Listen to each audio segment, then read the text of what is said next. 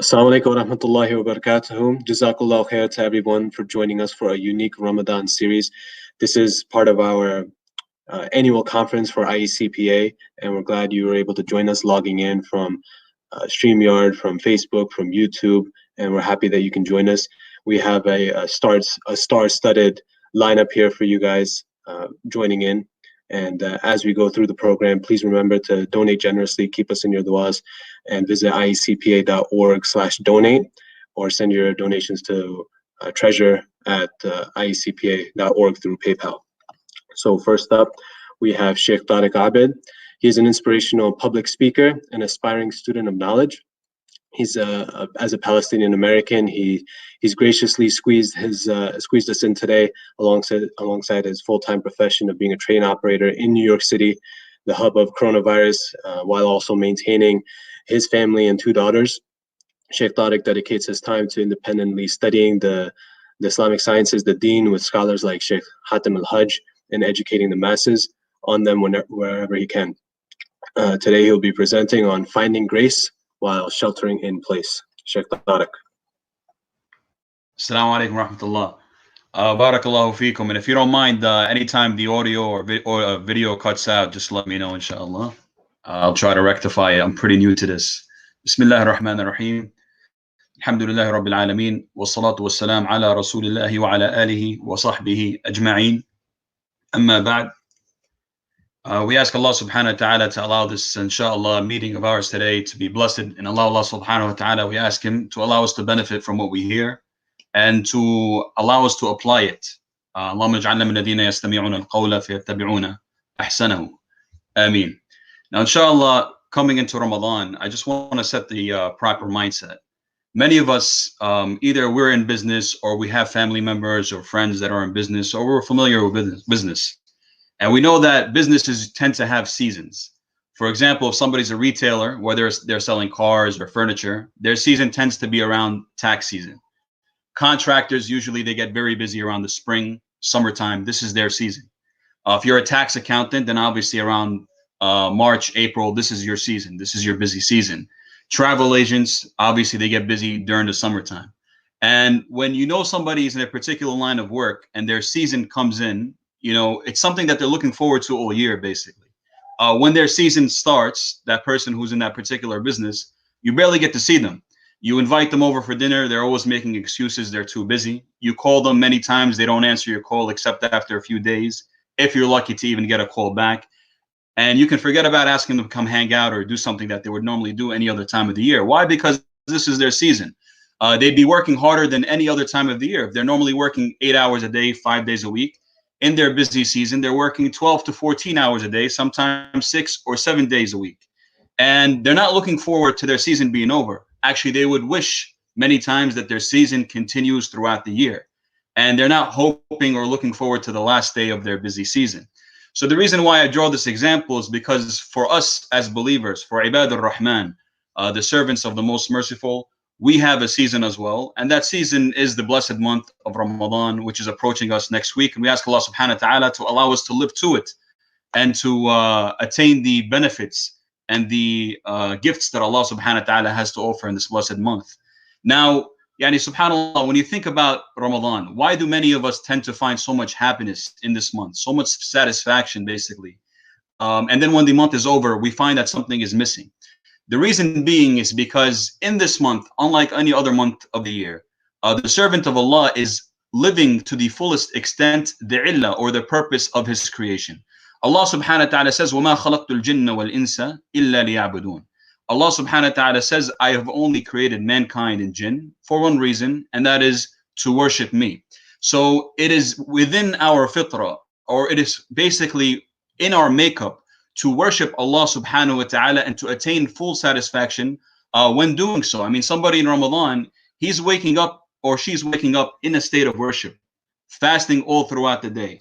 When it comes time to break their fast, which is an act of worship in and of itself, they're doing so hurrying so that they can go pray Maghrib and follow up by preparing for Salat al-Taraweeh, even though Taraweeh will be a little different for us this year, inshallah, and I'll get to that.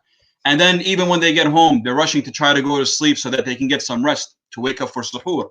which is another act of worship, so that they can pray Fajr and start their day again. So they're basically living 24/7.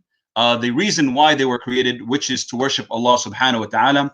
And that's why many times when the month is over, people tend to feel this void that they were filling during that month. That void was them filling the purpose of their creation, which is worshiping Allah subhanahu wa ta'ala. And we should be grateful to the fact that Allah subhanahu wa ta'ala blessed us with a month like Ramadan, where He made it mandatory for us to fast. For example, I mean, how many of us, first of all, we could ask ourselves, how many of us would fast the entire month of Ramadan had fasting been voluntary in this month? And had fasting been voluntary in this month, and we were to fast the month of Ramadan, would we have attained the same reward or closeness to Allah subhanahu wa ta'ala by fasting voluntarily versus fasting because it's mandatory for us? The answer is, actually, we get closer to Allah fasting because it's mandatory for us. In the hadith narrated by Abu Hurairah, radiallahu anhu, which is narrated in Bukhari, that the Prophet ﷺ says that Allah subhanahu wa ta'ala says, مَا تَقَرَّبَ إِلَيَّ عَبْدِي بِشَيْءٍ أَحَبَّ إِلَيْهِ مِمَّا افْتَرَضْتُ عَلَيْهِ. My servant does not get closer to me with anything or any act of worship more so than they do with that which I have made mandatory on him or her. And subhanAllah, how much benefits would we be missing out on in the month of Ramadan had fasting not been mandatory? Because we're only fasting the entire month. Most people are only fasting the entire month because of the fact that it is mandatory. I mean, in one narration, Abu Umama came to the Prophet Muhammad sallallahu alaihi wasallam, and he asked him, يعني مرني بأمر آخذ به عنك, give me or command me something that I can do, that I can take from you, that I can hold on to, basically. So the Prophet Muhammad sallallahu alaihi wasallam said, عليك بالصوم فإنه لا عدل له. I enjoin upon you to fast to Allah subhanahu wa ta'ala, because that is the worship that has no equal to it.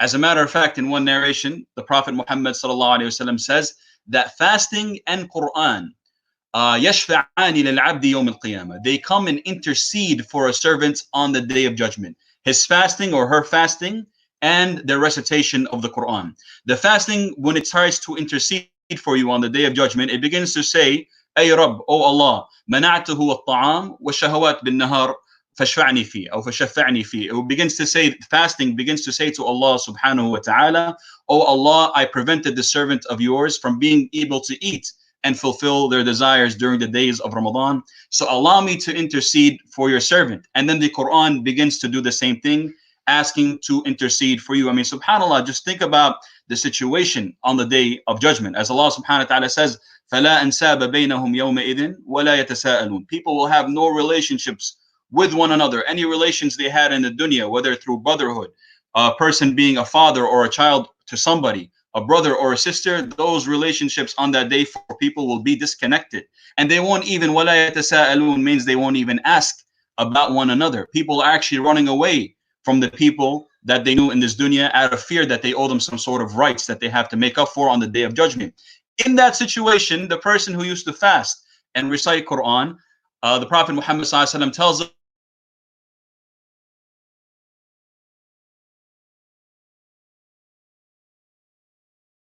at the end of the narration,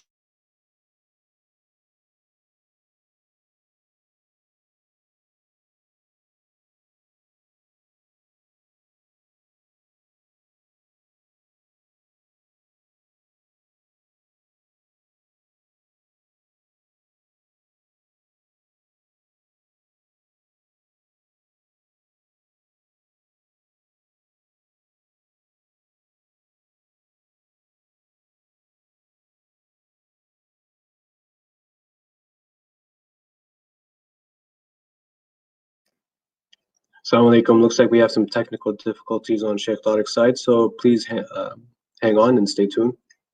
Looks like he'll be. Assalamu alaikum. Looks like we have some technical.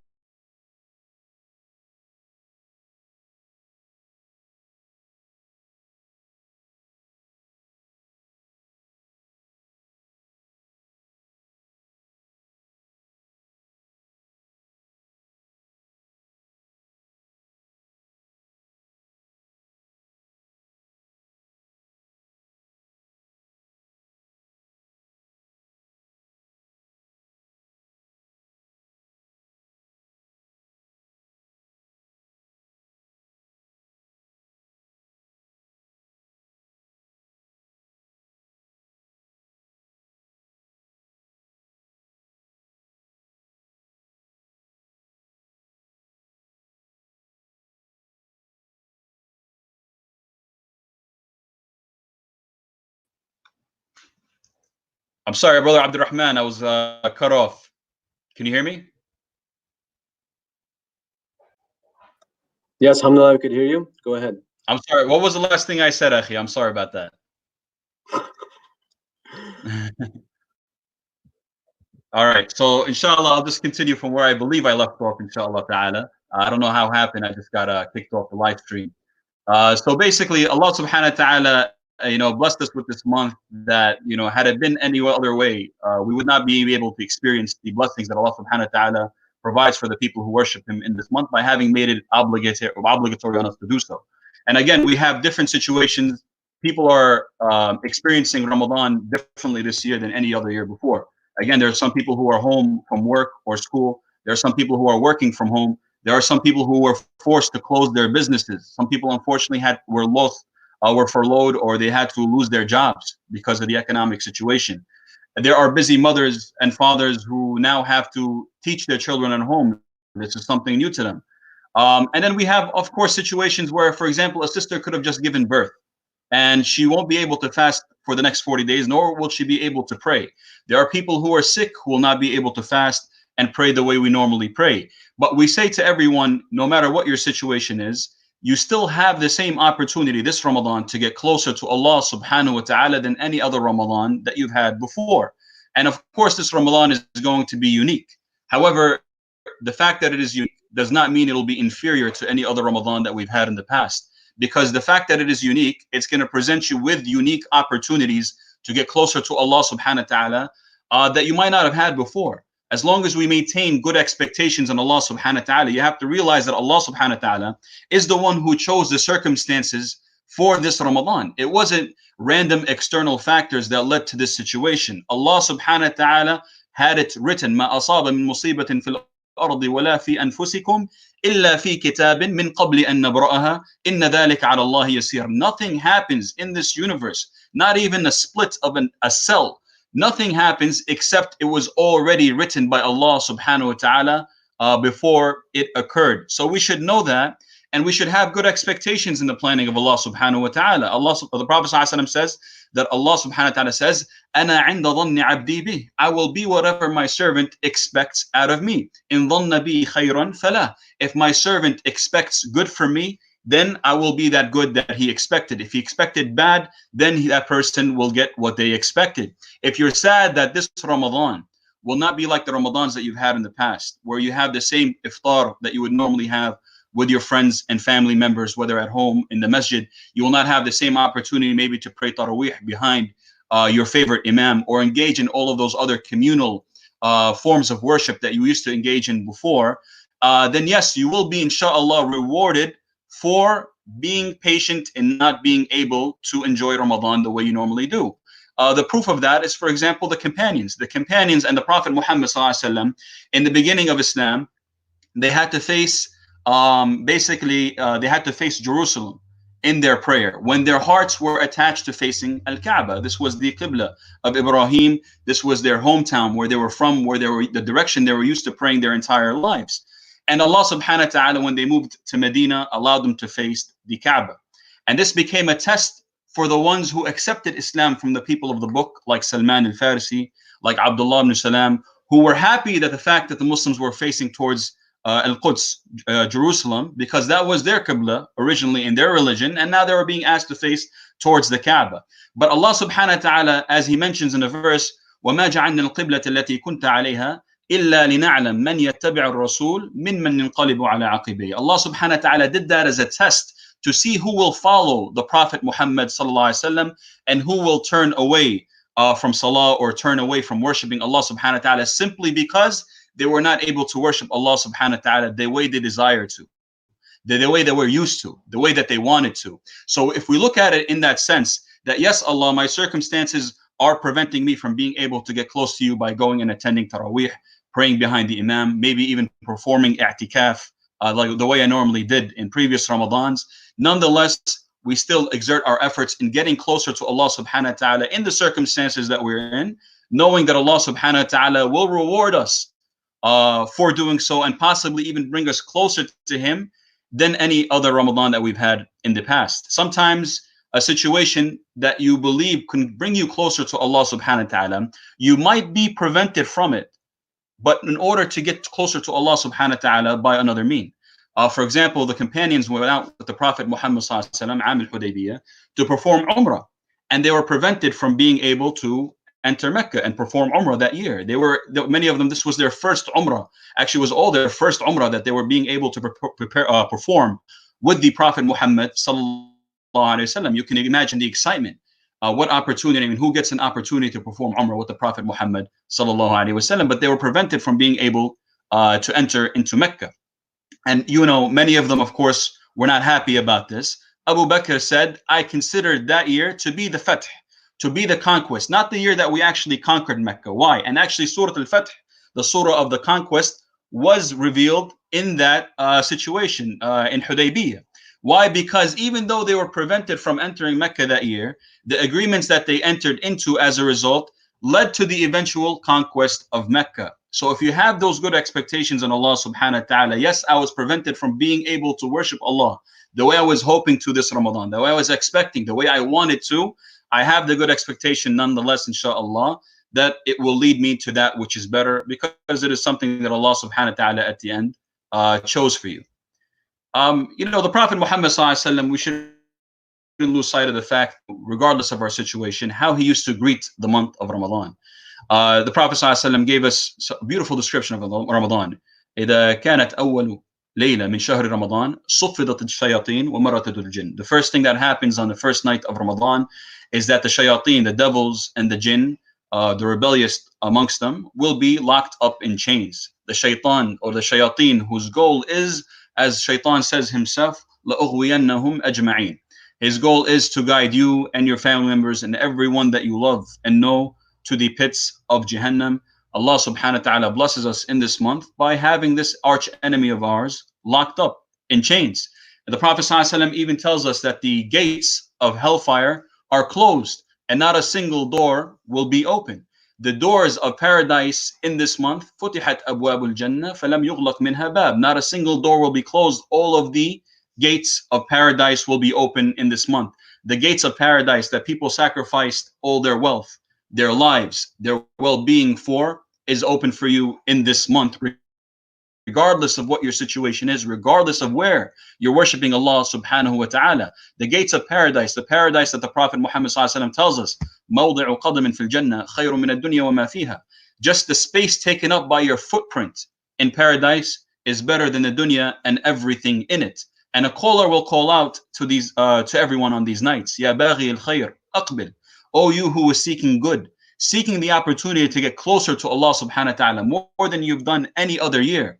Come close. This is your opportunity. You who is seeking evil, refrain. What excuse do you have when the doors of Jahannam are closed? The doors of Jannah are open. The shayateen are locked up. You have everything encouraging you to get closer to Allah subhanahu wa ta'ala in this month.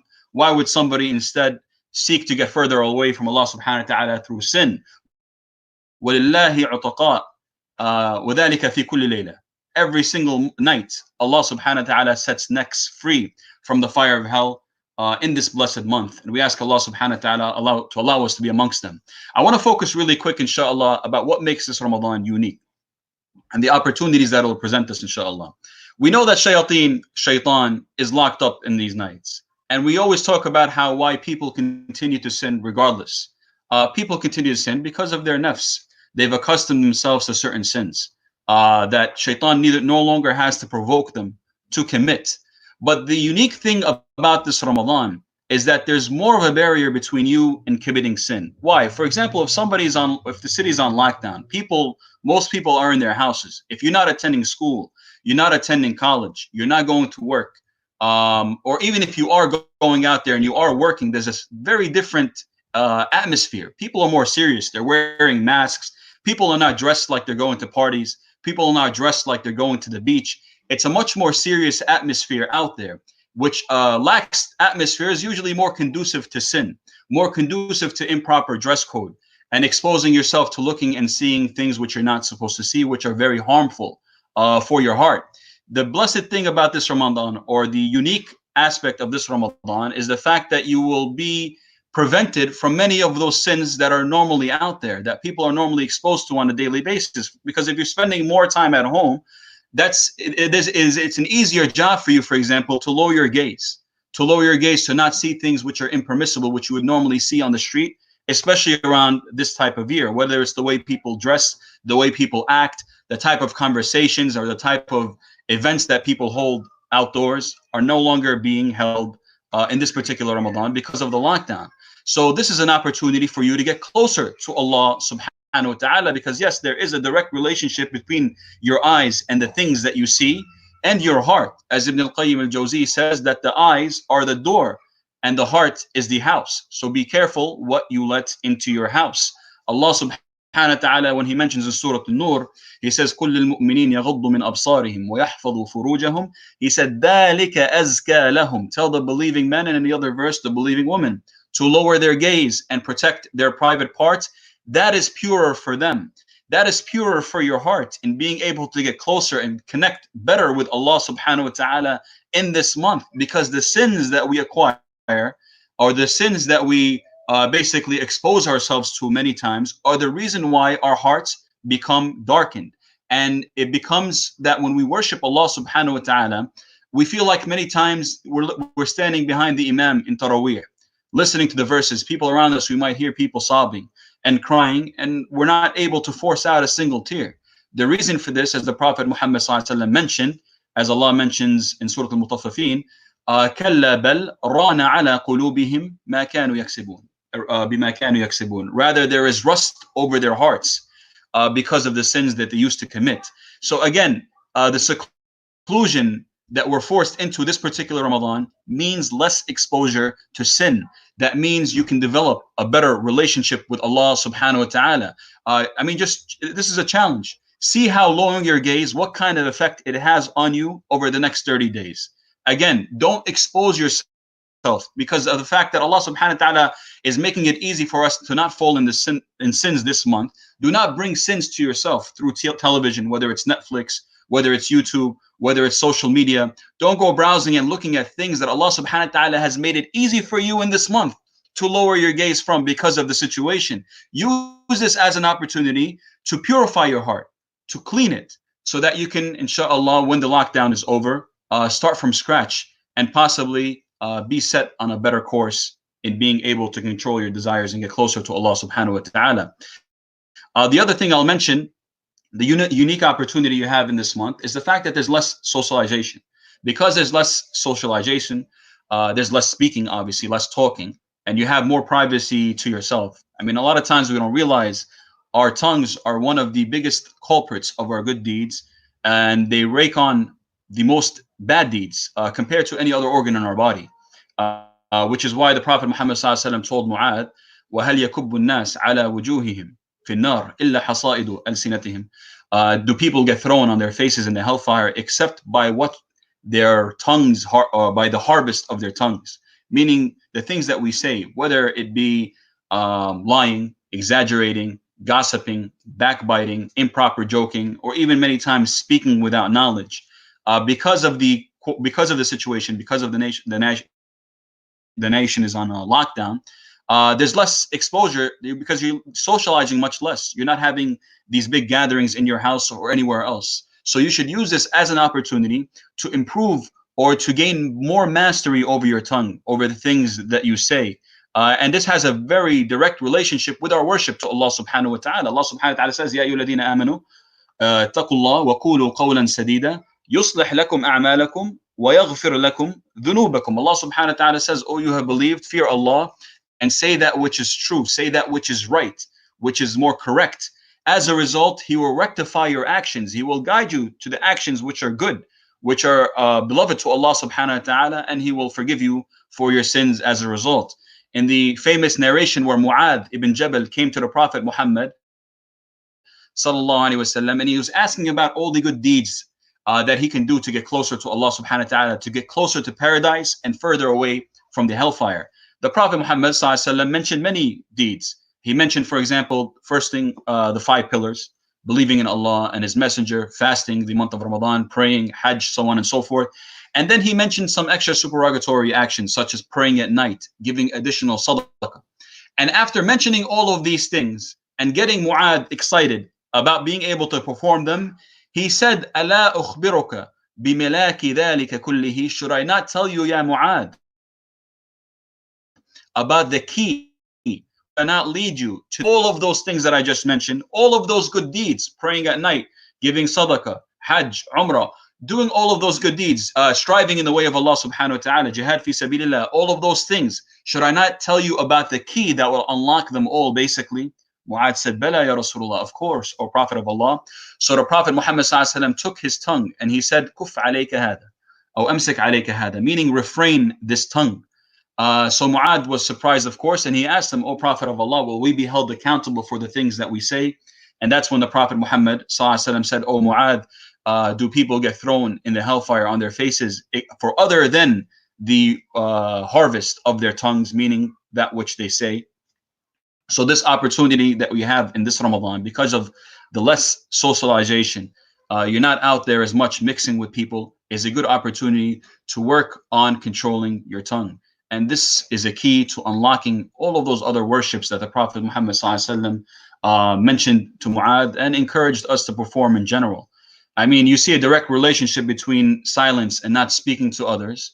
For example, in Surah Ali Imran, when Zakaria, Prophet Zachariah, he asked Allah subhanahu wa ta'ala, because Allah subhanahu wa ta'ala informed him through the angels that he will be having a son named Yahya. So he asked Allah subhanahu wa ta'ala, give me a sign. What is the sign that, my wife is pregnant and she's going to be giving birth?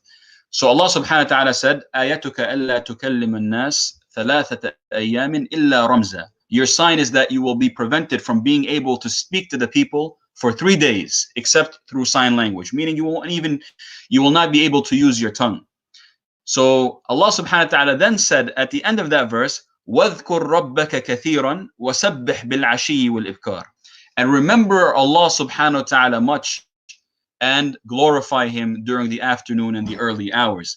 Meaning Allah subhanahu wa ta'ala, it's as if he's saying, because you will be prevented from being able to speak to the people in these 3 days, use this as an opportunity to remember Allah subhanahu wa ta'ala often, to get closer to Allah subhanahu wa ta'ala, because many times our relationship with the creation is a barrier between us and Allah subhanahu wa ta'ala. Yes, there are communal forms of worship that we perform with our brothers and sisters in the masajid, whether it's salah in the masajid, whether it's umrah, hajj, so on and so forth, that bring us closer to Allah subhanahu wa ta'ala.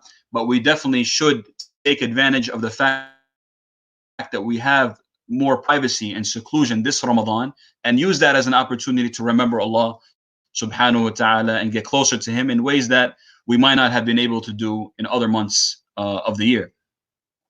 I'd like to, inshallah, I know my time is almost up.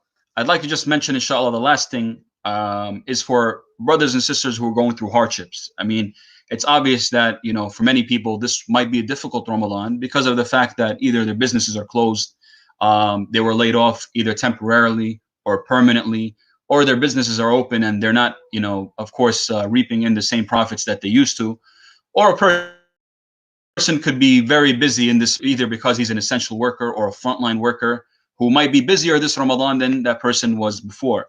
First of all, I say to you is that look at Ramadan as the light at the end of the tunnel. Wallahi, anytime that I was ever going through a hardship in my life, I always looked at Ramadan approaching as the light at the end of the tunnel, because there are so many opportunities in Ramadan to raise your hands and make dua to Allah subhanahu wa ta'ala sincerely to remove your hardship, and your dua will be answered. Whether it's right before you break your fast, as we're told, this is one of the times that your dua is answered.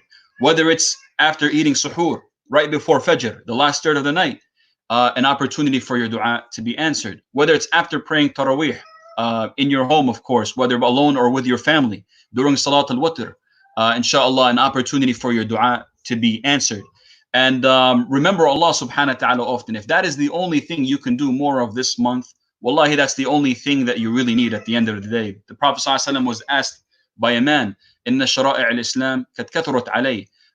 The commands of Islam, or the worships that Islam enjoins upon us, are too many for me to keep track of, meaning there's so much to do. فَمُرْنِي بِشَيْءٍ أَتَشَبَّثُ بِهِ. So, O Prophet of Allah, command me with something that I can just hold on to. Just give me one thing that I can take and hold on to, and basically it'll be enough for all of those other supererogatory forms of worship. Of course, he's not talking about the pillars of Islam, the 5 daily salawat, the fasting of Ramadan. He's talking about all those extra good deeds that we do to get closer to Allah, whether it's following the janazas, visiting the sick, so on and so forth. He's saying these are too many things for me to keep track of. Give me something that I can hold on to. The Prophet Muhammad said, لا يزال لسانك رطبا من ذكر الله عز وجل. Just make sure your tongue is always moist from the remembrance of Allah subhanahu wa ta'ala. For anyone that's going through a hardship, wallahi, this is an alleviation for your hardship. The constant remembrance of Allah subhanahu wa ta'ala, constantly making istighfar.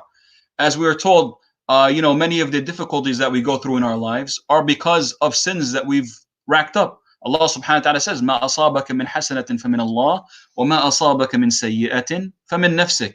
Any good that comes to you is from Allah, and any bad that comes to you is because of something that you yourself did, a deed, a bad deed or a misdeed that you have incurred. So asking Allah constantly to forgive you of your sins is a way to alleviate the punishment, or relieve yourself of the punishment that you would have gotten for those sins that you raked up. As the Prophet Muhammad even said, إِنَّ الْعَبْدِ لَيُحْرَمُ الرِّزْقِ بِالذَّنْبِ أَذْنَبُهُ. That a person can even be prevented from rizq, from provisions from Allah, because of a sin that they committed. So constantly making istighfar, as Allah subhanahu wa ta'ala says in Surah Nuh, فَقُلْتُ اسْتَغْفِرُوا رَبَّكُمْ إِنَّهُ كَانَ غَفَّارًا يُرْسِلِ السَّمَاءَ عَلَيْكُمْ مِدْرَارًا ويمددكم بأموال وبنين ويجعل لكم جنات ويجعل لكم أنهارا.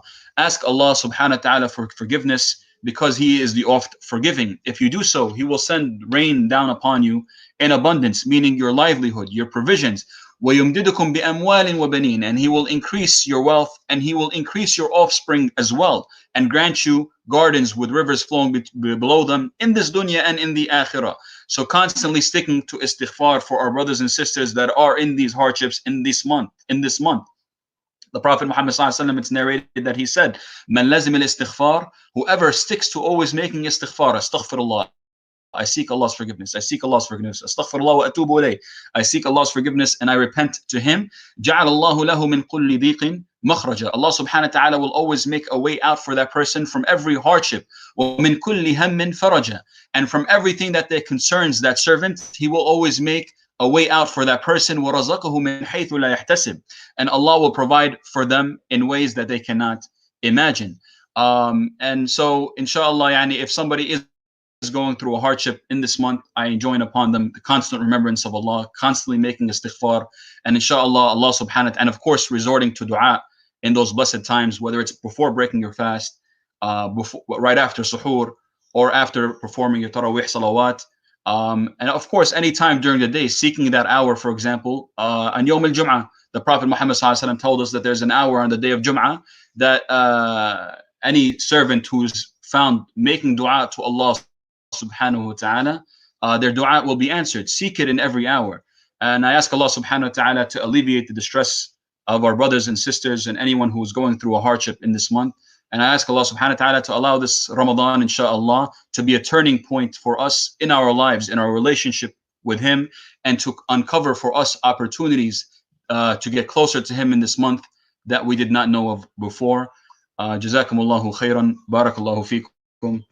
And inshallah, Abdul Rahman will turn. Jazakallah khair, Sheikh Tariq, for such an enlightening talk on how we can do our best to take advantage of Ramadan under this lockdown and the context of coronavirus. We're now going to open it up to Q&As, so take advantage of the comments box on YouTube, on Facebook. So type in your questions, send them over, we'll be able to see them. So far we have a couple for you, Sheikh. I'll read them out and you'll be able to address them, inshallah. So the first question is, what should I do this Ramadan or Taraweeh if I don't have much Quran memorized? Any practical tips there? Sure. Inshallah, I just want to first of all remind you of the lineup of knowledgeable speakers you have coming up. So a lot of those questions, I'm sure they can answer much better later on. But as far as if somebody does not know much Quran, if somebody in their household does know, that's number one, to have them lead them in Salah. And as Sheikh Hatim al-Hajj even mentioned, even sometimes taking turns. So if you only know a surah or two, maybe lead, for example, your father or your brothers and sisters in one page, or the one page that you do know, and then having somebody more knowledgeable in Quran leading you in the rest. If not, it is permissible to hold the mushaf in the salat al-sunan, the supererogatory prayers. So like tarawih, for example, the person can hold the mushaf if they're able to read from it.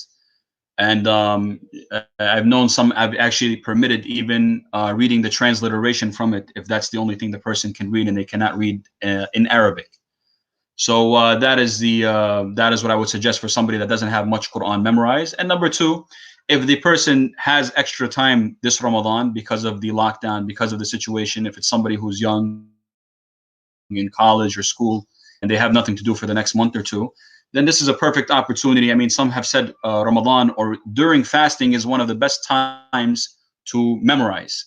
Why? Because you have less on your mind. Sometimes a full stomach does more harm than good in your cognitive abilities, in your energy levels.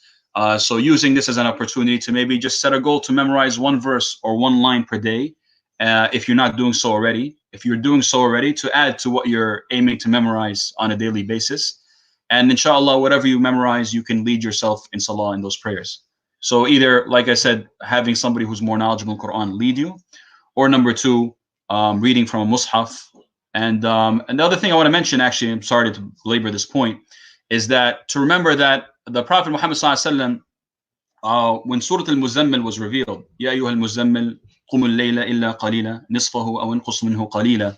O you who you who is wrapped in his garments, get up from the night and pray half of the night, or reduce from half of the night, maybe a little less than half. So Allah subhanahu wa ta'ala, this is one of the earliest surahs that was revealed. And actually, according to scholars of Quran, at this point, only 5 verses from Surah Al-Qalam were revealed. Iqra bismi rabbika alladhi khalaq ila akhirih. And Surah Noon, or Qalam actually, Noon wal qalami wama yasturun, which is only about a page and a half. Or actually, I would say 2 pages and a half. And the first few verses from Surah Al-Muzammil. So only about 3 pages of Quran, 3 or 4 pages of Quran have been revealed at this point, give or take. And Allah subhanahu wa ta'ala is telling the Prophet Muhammad sallallahu alaihi wasallam, stand up in night, half of the night, or a little less than half, with 4 pages in Quran. So it's not about the quantity, it's about the quality. Sometimes the Prophet sallallahu alaihi wasallam would repeat a verse over and over until Fajr in his night prayers. Because again, it's not about the quantity, it is about the quality, how you contemplate over the verses that you do know. So that's something I would suggest, inshallah, spending more time with the verses that you do know in salah, even if they're few. Possibly Allah subhanahu wa ta'ala will uncover some gems for you in the salah, in those verses that you were unfamiliar with before. But at the same time, making the effort, of course, to learn more. Barakallah feek. Jazakallah khair, Shaykh. Another question for you. So aside from dua, there's one of the participants is asking, I have a family member who can't commit to fasting due to taking medications. So what can they offer them in terms of advice in place of fasting? In place of fasting, they do dua, but what else is there that they could practically do this Ramadan? That's a good question, inshallah. I would say that the Prophet Muhammad sallallahu alaihi wasallam in one narration, he said, "Ala unabbi'ukum bi khayri a'malikum." Should I not teach you about the best of your actions? So here he's saying the best action that you could do. And he said, وَأَزْكَاهَا عِنْدَ مَلِيكِكُمْ. It'll bring you closer to Allah, to your Lord, more than any other deed. وَأَرْفَعَهَا فِي دَرَجَاتِكُمْ. And it will raise you levels more than any other deed that you can do. And it's better, he said, than spending gold and silver in the way of Allah. And he even said it's better. It is better than meeting your enemies in the battlefield and even dying as a shaheed. What is that good deed that's better than all of these things that the Prophet Muhammad ﷺ just mentioned for somebody who is unable to fast? And of course, I don't think the questioner was asking about expiation or makeups or so on and so forth. I think it's clear from the question that they're asking about something to do during the days of Ramadan because they're unable to fast. And the Prophet Muhammad mentioned at the end of that narration, what's this good deed that he's leading us to? Dhikrullahi Azza wa Jal. Constantly remembering Allah subhanahu wa ta'ala. Remembering him, tasbih, subhanallah wa bihamdihi, subhanallah al-azim, istighfar, saying la ilaha illallah, remembering him through your recitation of the Quran, which is a form of remembrance, as Allah subhanahu wa ta'ala says, وَأَنزَلْنَا إِلَيْكَ الذِّكْرِ.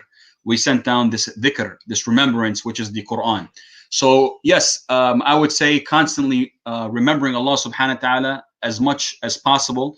If the person is not doing much, maybe starting with adhkar al-sabah wal-masa, the remembrance of the morning and the basically afternoon, the ones we do after Salat al-Fajr, between Fajr and Luhr, and the ones you can perform after Asr, and between Asr and Maghrib, which incorporate a lot of adhkar, of course.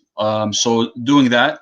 And the other thing, there is a narration which mentions that the Prophet Muhammad ﷺ told us that somebody can do, even though they're eating, and still get the reward of somebody who's fasting.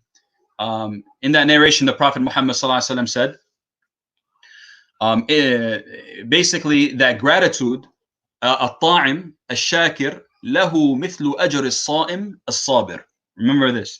He said, the one who eats and is grateful to Allah for the meal that he's being blessed with, his ability to eat, the food that he's eating. He's grateful to Allah.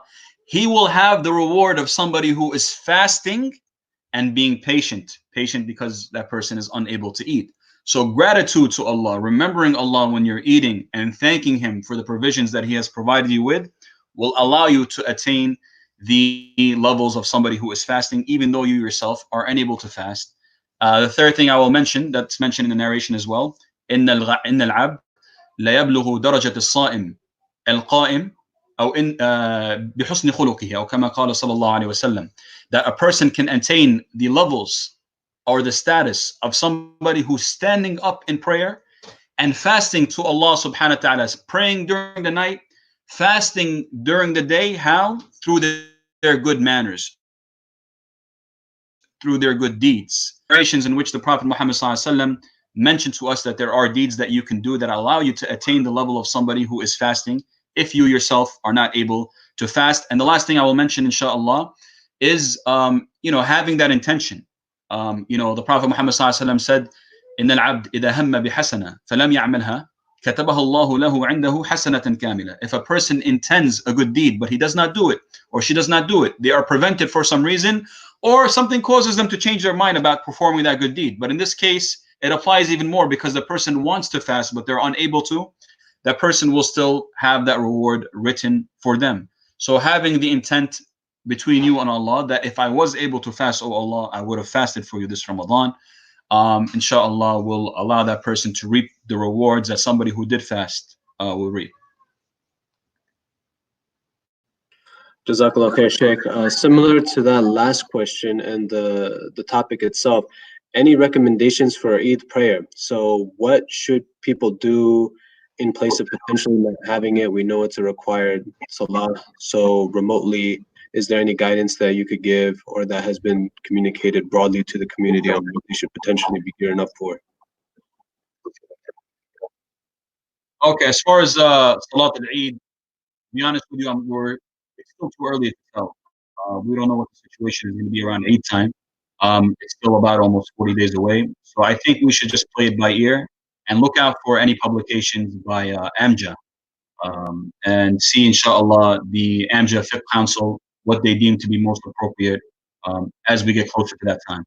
Because the situation can be much different. It could be, inshallah, it's not, it could be worse. But inshallah, we're hoping, based on what we're seeing, that it could be better. So we'll have to play that by ear and see how things turn out. So I would say signing up to the AMJA newsletter.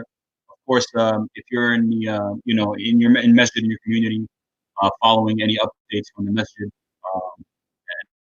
and seeing, inshallah, how things play out.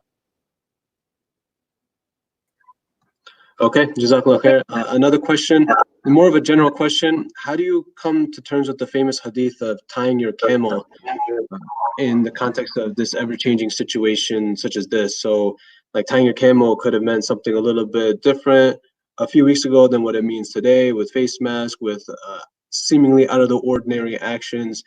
Is there any advice or guidance that you could give in contextualizing that hadith with today's situation? Sunnah of the Prophet Muhammad ﷺ in dealing with these kind of situations is very clear. As far as the understanding of tying your camel when it comes to pandemics like the one that we're in, it means, of course, not taking unnecessary risks and not basically having this attitude of, let me throw myself in the middle of the battlefield without my shield on and hoping that Allah subhanahu wa ta'ala will just protect me. No, Allah subhanahu wa ta'ala says, وَلَا تُلْقُوا بِأَيْدِيكُمْ إِلَى التَّهْلُكَةِ. Allah subhanahu wa ta'ala says, do not throw yourselves into destruction with your own hands.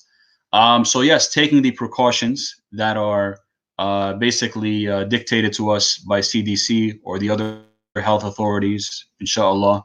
But at the same time, your tawakkul should be on Allah. Your tawakkul should not be on the means. It should not be on your face mask. It should not be on your level of caution, whether you're at work or outside and dealing with people and sanitizing and washing your hands. Your reliance should not be on those means. And this is what separates us from a non-Muslim. A non-Muslim and a Muslim are both taking the means into consideration. They're both wearing the face masks. They're both wearing gloves or washing their hands, doing all of these things. Whereas the Muslim or the believer's reliance is not on those means, but it is on the Lord of those means, who is Allah subhanahu wa ta'ala, the one who gave those means their benefits. We believe that Allah subhanahu wa ta'ala, of course, set laws in his creation. Contagion is something, yes, that occurs. It is one of the laws of Allah subhanahu wa ta'ala that, yes, viruses can be transmitted from one person to another. But we believe that the virus in and of itself does not have the power to do that. And that's how the understanding of many of the scholars of the narration of the Prophet Muhammad sallallahu alaihi wasallam, where he said, La adwa, there is no contagion. Meaning, it does not mean that contagion doesn't occur. It means that in and of itself, it does not have any power to benefit or harm. The only one who can benefit and harm is Allah subhanahu wa ta'ala. So again, your reliance, your comfort should be coming from your tawakkul and your reliance on Allah, while taking these physical means into consideration and considering you taking these physical means, whether it means staying at home, whether it means, wearing your face masks, washing your hands. We should consider that to be a form of worship. Why? Because we're only applying it to prevent the spread of harm. And our deen, of course, is all for preventing the spread of harm. Barakallah fi. Jazakallah khair, Sheikh. Again, I think we've exhausted all the questions here for today. Again, want to thank you again for your talk and thoughtful and practical advice on what we can do to maximize the benefit this Ramadan. And to all of our viewers that joined in through Facebook, through YouTube, Jazakallah khair for joining. Please visit iecpa.org/donate. It's Barakallah fiqh. I appreciate that. Yes, we'll definitely want to continue bringing you these valuable kinds of discussions and talks and advice. So please ensure that you support the masjid generously in these times. The masjid is still operating, as you know. We still need to pay the bills, but in the midst of this pandemic, we're hoping to continue bringing you this content. And it looks like there's one more question actually, Sheikh. So before I was going to close it out, made it in before the lock, but can you read dua during witr if you don't have much memorized? Can you also make dua from your own words during witr?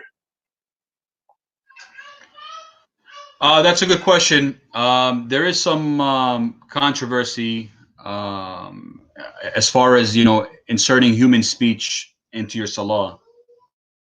But at the same time, it depends. Like there are some scholars who did not allow it based on the Prophet's narration with Muawiyah ibn Hizam, where he told him, "In hadhihi salah la yasluh fiha min kalam al-bashar," that it's not for the speech of the human beings. Meaning, that's why some scholars have said that any dua you make in your salah should be either from the Quran. Of course, not in sujood. You're not supposed to recite sujood in the Quran. Quran in sujood, or from the authentic narrations of the Prophet Muhammad sallallahu alaihi wasallam. Some have been more. Other scholars, of course, were more lenient in permitting a person to make dua that's outside the Quran and Sunnah, whether it be in witr or any other part of the salah. However, I would say to this person, though, if you don't know much ad'iyah that you can recite in witr, to do it in sujood. In sujood, you can speak to Allah subhanahu wa ta'ala in your own way.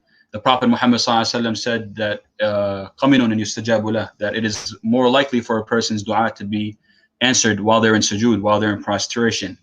So if you can only stick to the minimal du'as that you do have memorized for witr that are from the authentic sunnah and the Quran, and speaking to Allah subhanahu wa ta'ala and taking your time doing so in your sujood. Inshallah ta'ala, that might be a makhraj from the khilaf. Allah ta'ala alam. Okay, Jazakallah khair. If there's no more questions, then please, to all our viewers, please tune in throughout the rest of the day. We have a full lineup of speakers. Our next session is at 2:30 p.m. Eastern Time with Sister Nurguda. She'll be speaking about fortifying the mother-daughter relationship in Ramadan. Jazakallah khair, Sheikh. Appreciate you joining us. And stay safe, stay healthy. And to all our viewers as well. Jazakallah You too. Barakallahu feekum.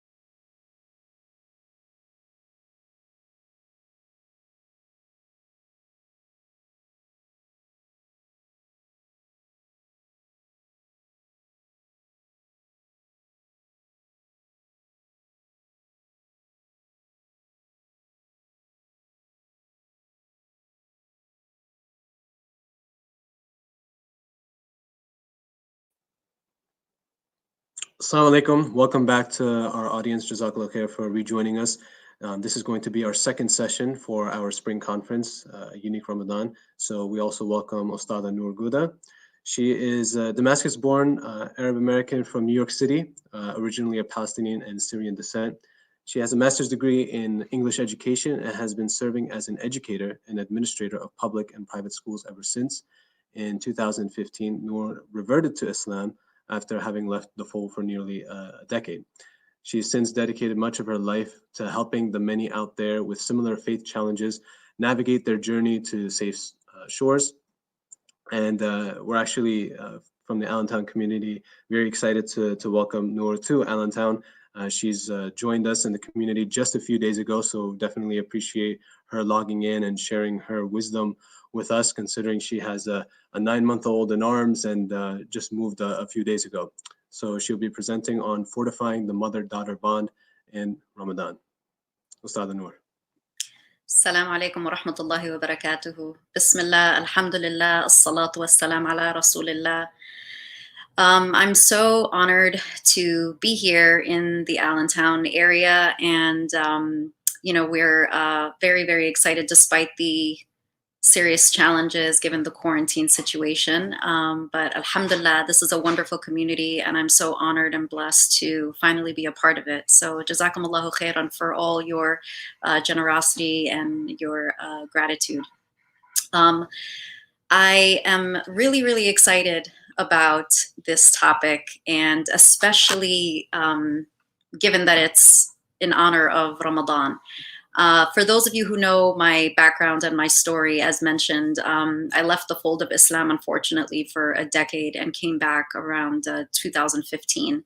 And it was in that year that I observed on my own accord and with sincerity Ramadan for the first time. And during that season, alhamdulillah, it was my mother who guided me. And had to teach me just like you teach your young ones, except I was a 28, 29-year-old learning the basics all over again. She took me to Tarawih prayer every single day, and she taught me many, many du'as. We did a lot of journaling and bonding and a lot of cooking together. And generally, she just helped to fortify my connection with Allah subhanahu wa ta'ala through her God-given talents as a mother. So bi'iznillah wa ta'ala, my goal for our session today is to spend somewhere between 45 to 60 minutes giving you some information, and I'm going to go through the agenda in just a moment, and then we're going to reserve the final half an hour, inshallah, for Q&A.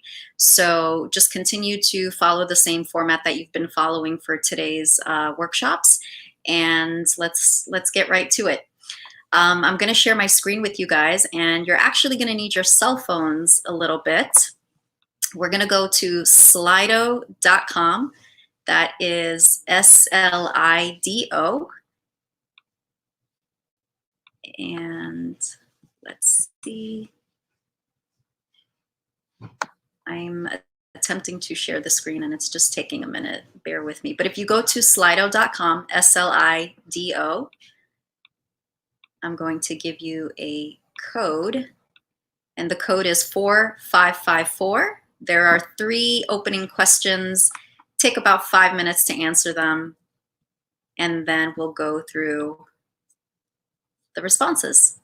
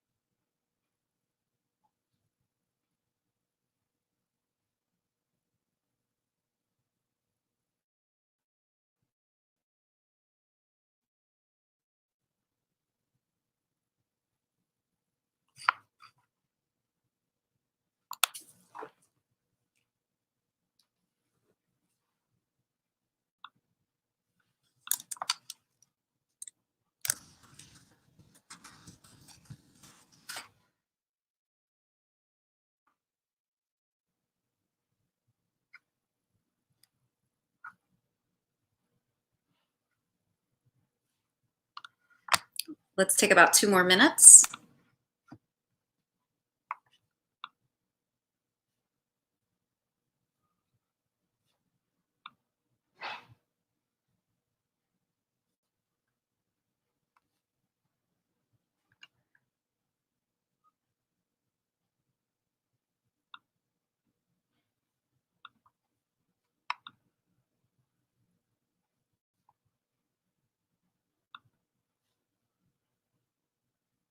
And remember, there are 3 questions to this opening survey.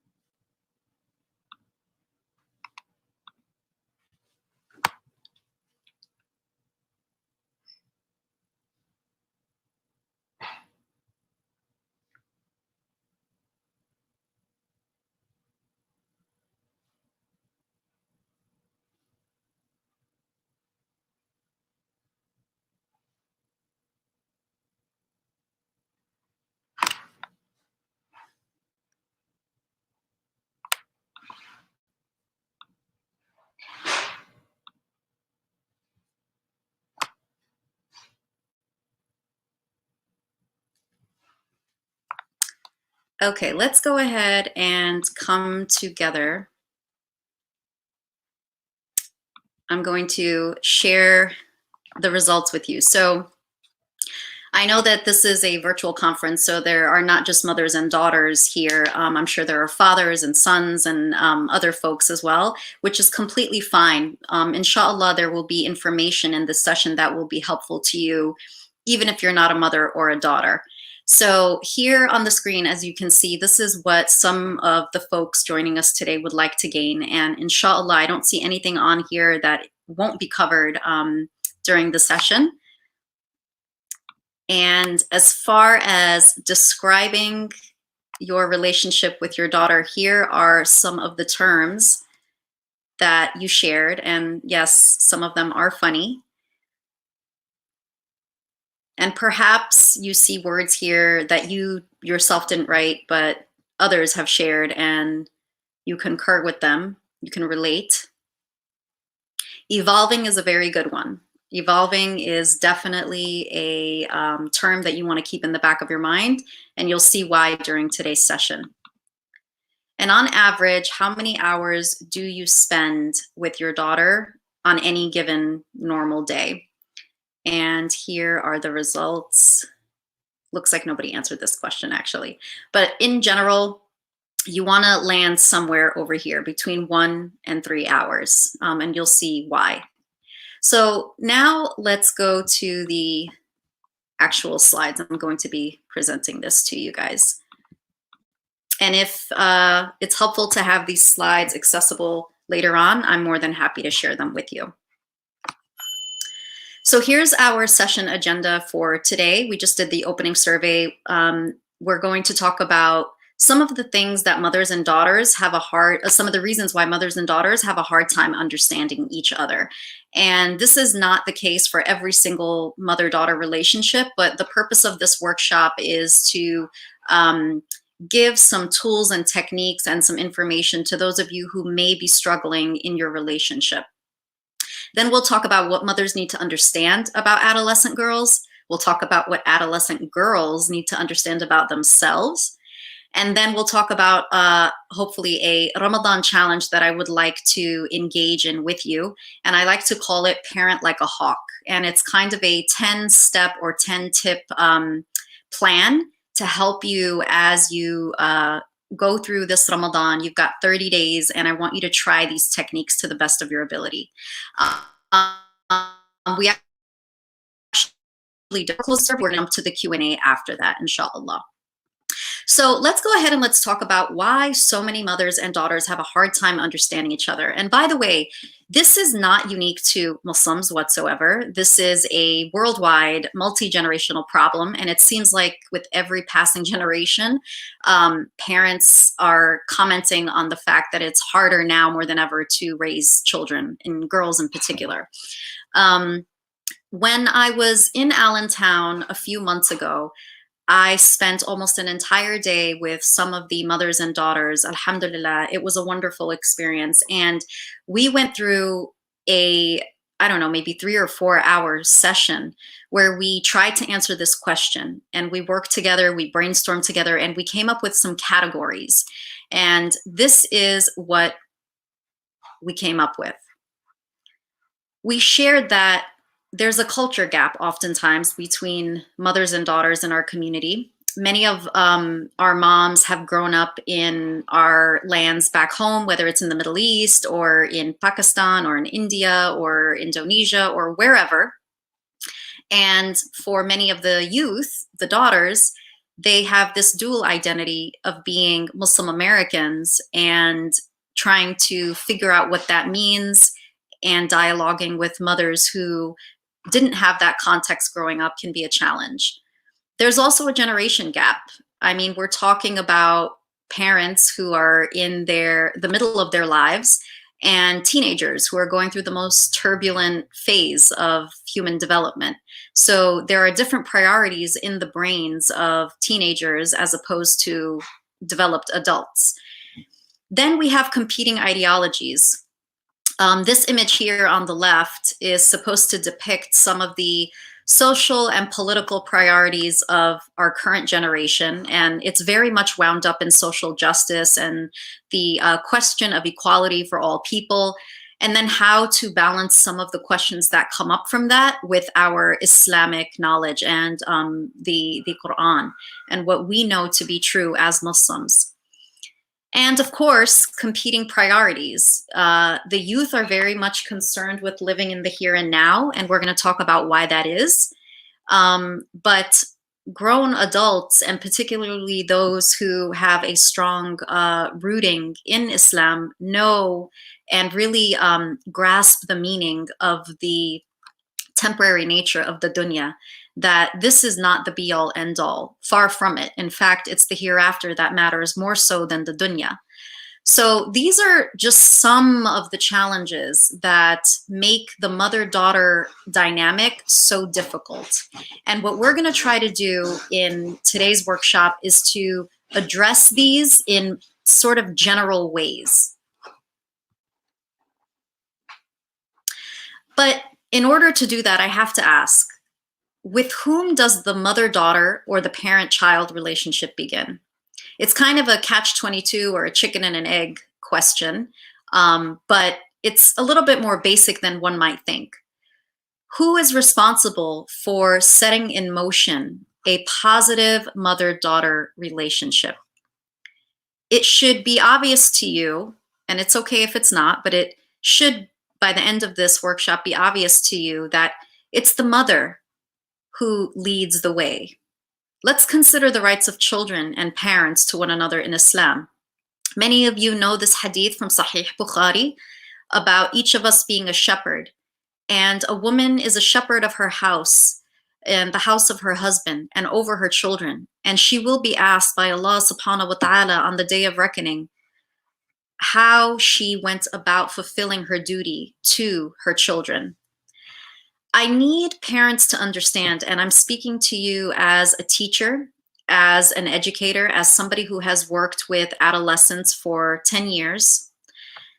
Our right as parents to get respect from our children is very much dependent upon their right to the love and care and guidance that we give them.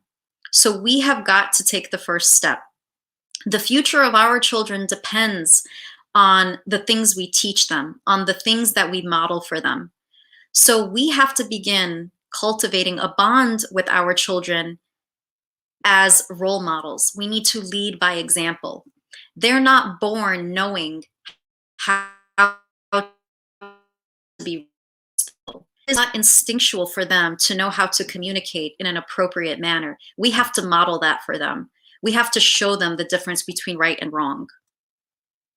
So I want to encourage my fellow mothers to lead the way. Allah subhanahu wa ta'ala has endowed you with the skills and the knowledge and the capacity to lead the way. You were born for this. So if you have any doubts as to your ability to be a leader of your household, a leader of your children's rearing, please do not have any doubts, because Allah knows you better than you know yourself, and He has designed you for this.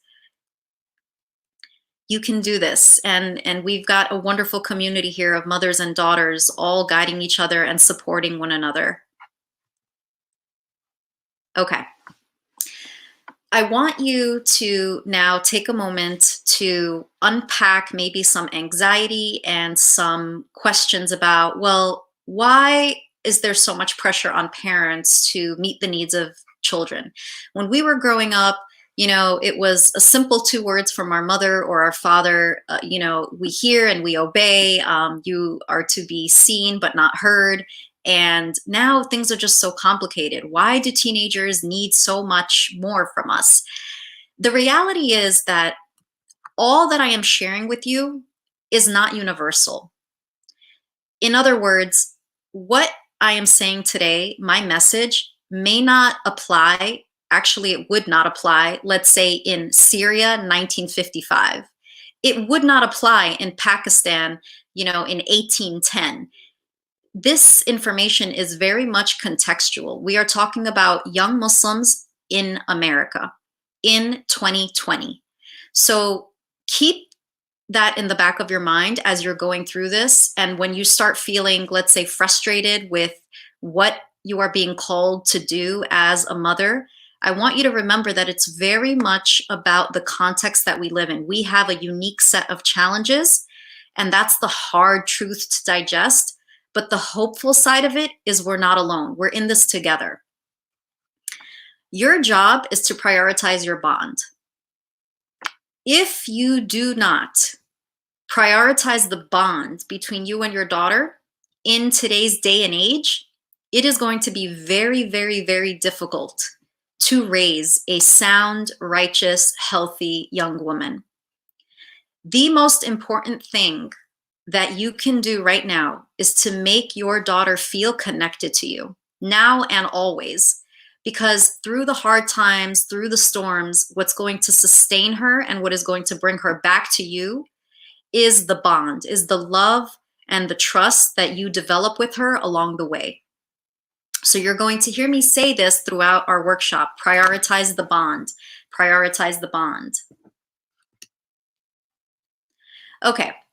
So what do we as mothers need to understand about adolescent girls? One of the unique and challenging things I've experienced as a teacher is I've had a chance to get to see young girls and boys, for that matter, and how they behave outside of their homes, right? I mean, I'm an English teacher. I worked with middle schoolers and high schoolers in various states, and they tend to cut loose when they're around their friends. And so I've had the opportunity to see some of the unique dynamics between adolescents when their parents are not around.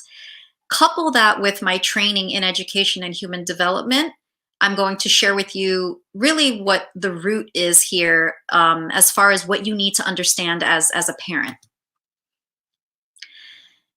The brain of an adolescent is a very frustrating thing in the sense that the prefrontal cortex, which is the part highlighted here in the screen, this part of the brain takes at least 20 years to develop.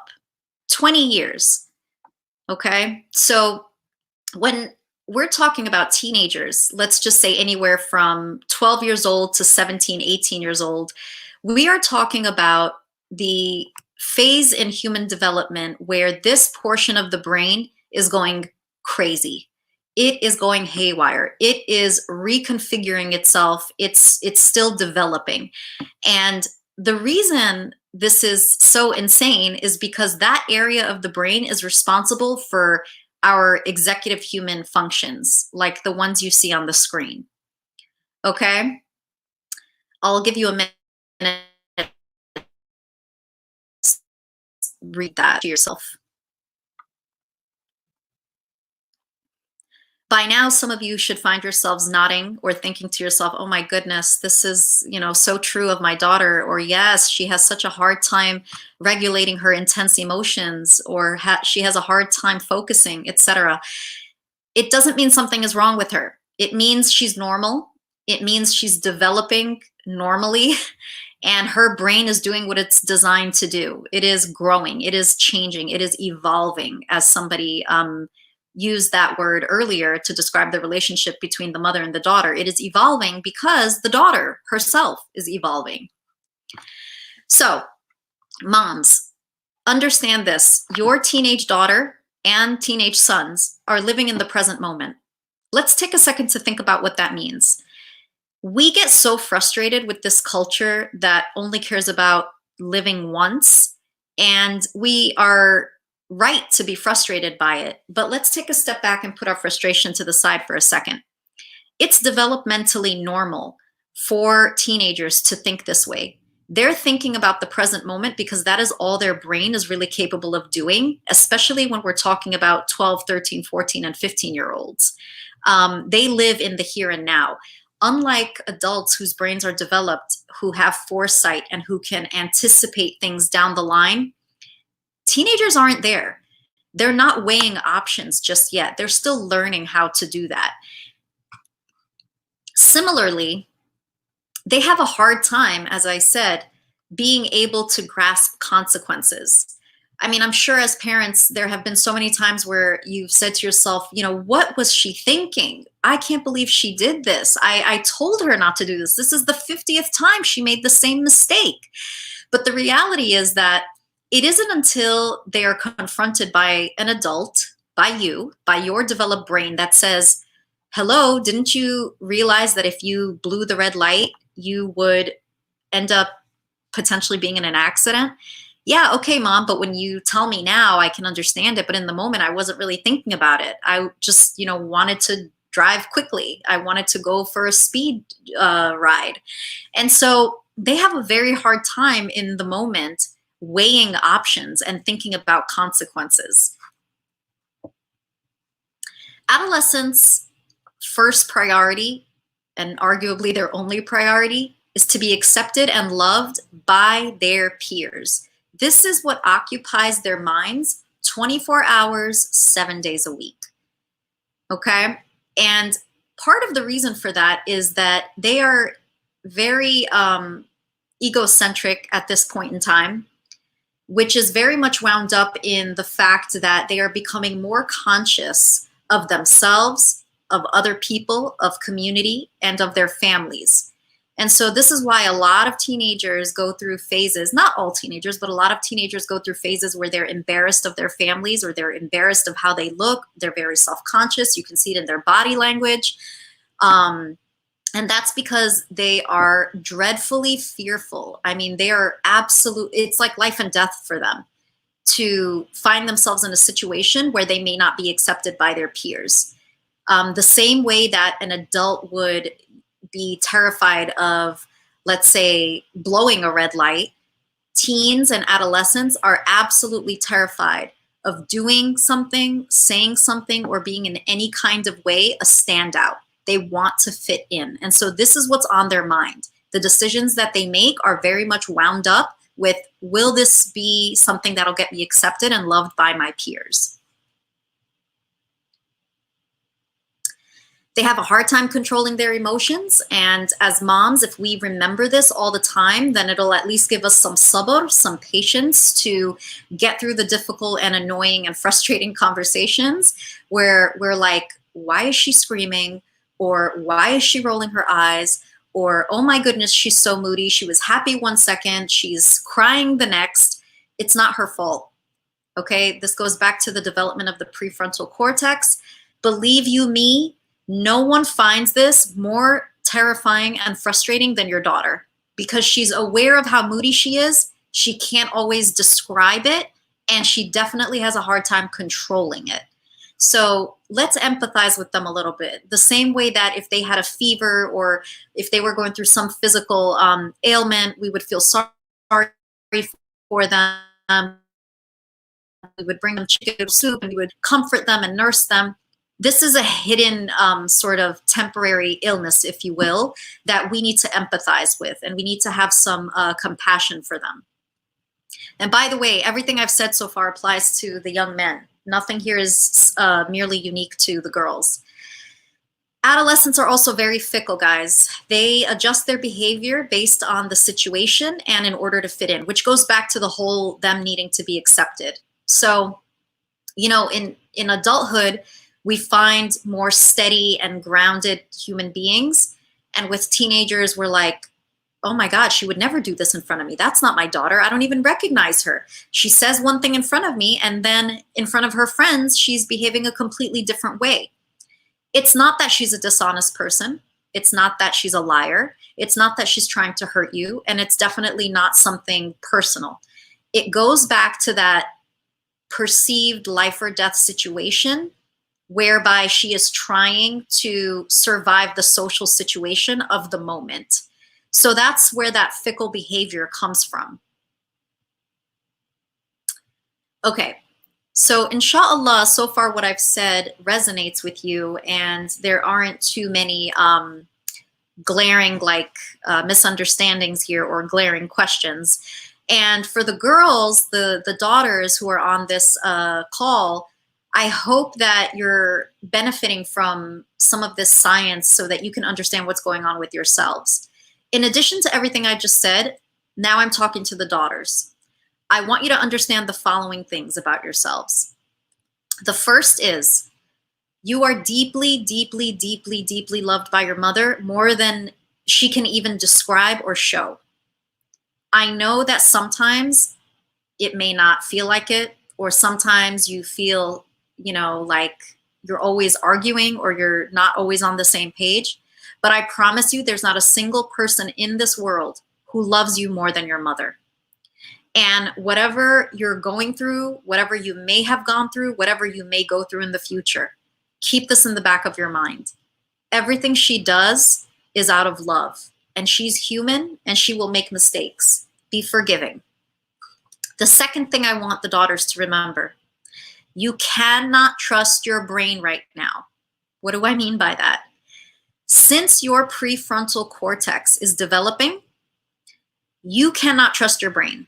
If anybody has ever seen the movie Memento, the main character, the protagonist, goes through a traumatic experience and loses his short-term memory. And he leaves notes for himself all over the place so that he can try and survive and figure things out. So he realizes he can't trust his brain. He's got to rely on these notes, this system that he's created in order to survive. And in a similar fashion, teenagers, adolescents, you have to know that your brain is unreliable at this phase. So your job is to rent, so to speak, somebody else's brain. You need to borrow a brain that is fully developed, a brain whose prefrontal cortex can be relied on. And the best brain that you can rely on is the one that is in the body of the heart that loves you the most, and that is your mother. So borrow her brain.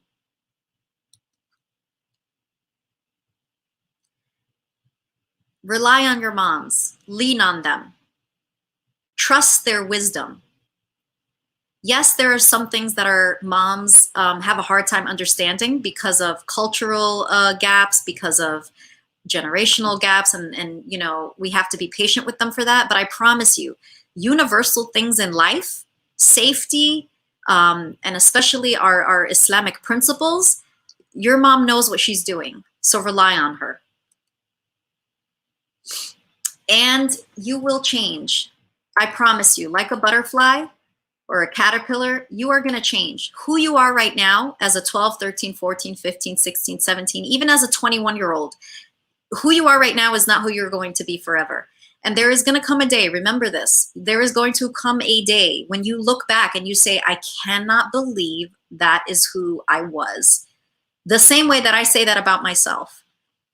I was an atheist from age 18 to about 28, okay? So I look back and I'm just utterly ashamed and distraught that that was who I was. You will change, and because of that, your friends will change too. You're not going to have the same friends forever. And if none of this registers, just remember what Islam teaches us. Heaven rests at your mother's feet, okay? And we're taught not even to say oof, not even to utter a sigh when we are before our parents. And there's a reason for this in Allah's hikmah. Okay, so now let's talk about this 10-step plan that I have put together for you. We have 30 days, moms. I want you to work together and to try out these 10 strategies. I am 100% sure that every single one of you is already doing many of these things. But this is an opportunity to reset, to refresh, to reestablish our intentions, and to be a little bit more conscious and conscientious of how we are going about our parenting in all the hustle and the bustle. Alhamdulillah, this COVID-19 epidemic is truly a blessing. It is an opportunity for us to really take a step back and think about what matters the most and why we're here in the dunya. As mothers, one of our priorities, one of our duties, obviously, is to take care of our children and to do right by them. Are we doing that consistently? Are we doing everything in our capacity to understand them and to raise them in our current context so that they are increasing their iman, they're increasing their taqwa, they end up becoming righteous young women who will, in the future, inshallah, get married, have children of their own, and do the same thing. So when you are parenting, especially when you're parenting adolescents, you want to think like a hawk, you want to parent like a hawk. What do I mean by that? You need to watch.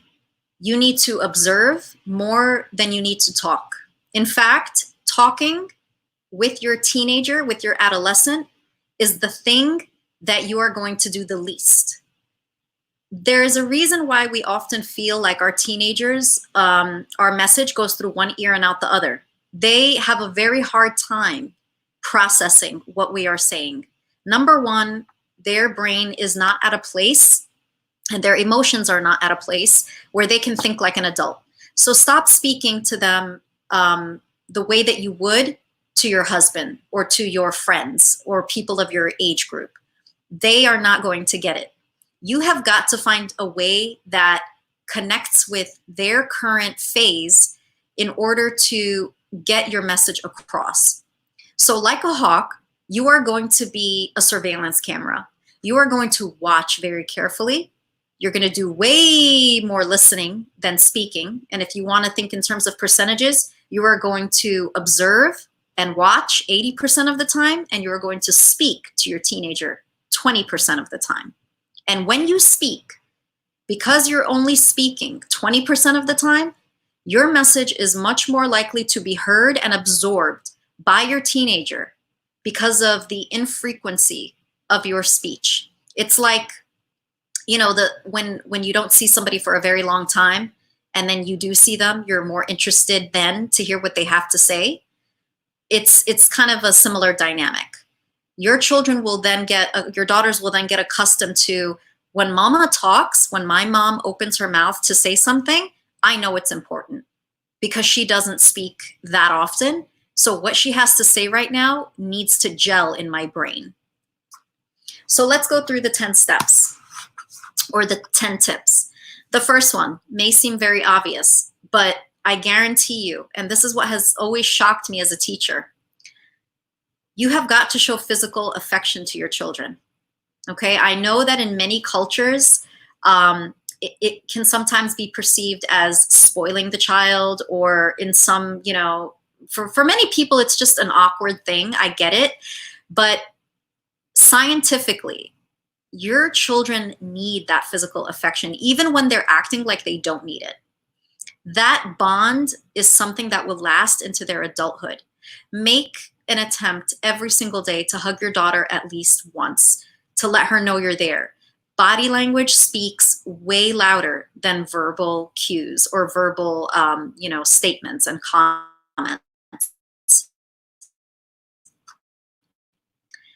Islamically speaking, I love this hadith. There was a time when Aisha radiallahu anha reported that some of the Bedouins came to the Messenger of Allah, peace be upon him, and asked, "Do you kiss your children?" He replied, "Yes." And then the Bedouin said, by Allah, we do not kiss them. And the Prophet ﷺ replied, I cannot help you if Allah has snatched kindness from your hearts. So again, thinking about the seerah of our Prophet ﷺ, there is nothing wrong, and everything would be wrong if we did not show physical affection to our children, even as they move into their teenage years. Number 2, and this is a tough one for many adults. Okay, even adults have a hard time apologizing to each other, let alone to their children. And I'm sure many of you are thinking, what is she talking about? You want me to apologize to my daughter? I brought her into this world. She should be apologizing to me. Yes, she should be apologizing to you for many things, I'm sure. But the same is true in reverse. I promise you, listen to me, I promise you, you are not going to lose your authority. You are not going to lose any power if and when you adopt a mentality of apologizing. And this is one of the first things that I teach young teachers. I did spend some time training teachers. I teach them this because in the first month and a half, I don't teach any content to my students. I spend the first month and a half establishing a good rapport and relationship with them. Because once you have a good relationship with somebody, you can get them to follow your rules. You can get them to do almost anything you want them to do. That's establishing the bond. And one of the ways to establish that bond is to show them that you respect them and that you too make mistakes, and that when you make mistakes, you have no ego, you have no problem, and you have no fear apologizing. So what would that look like? Very simple. I'm sorry I yelled at you. I'm just very concerned about you and I love you. Now, here is what I need you to do. And you just keep it moving. It doesn't have to be this like theatrical performance where, you know, you're self-deprecating or you're meek and you look like you have totally lost self-respect. You just say, look, I'm sorry, I'm human, I made a mistake, but this is how we're gonna move on. You can also apologize in retrospect if you're unable to do it in the moment. Remember when I said, etc., I really didn't mean that. What I actually meant to say was yada, yada, yada. What you're doing there is not only building trust with your daughter.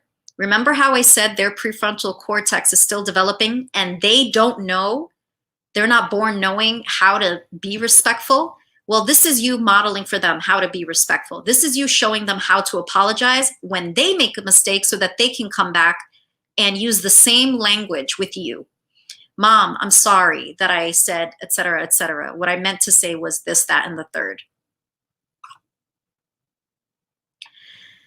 Number 3, forgive. I know that as mothers, we sacrifice everything for our children, everything. There isn't a single thing we haven't done for them other than, you know, maybe throw ourselves under a train. And even then we would do that if it came down to it. So when they do things that disappoint us, we take it very, very hard. We take it very personally.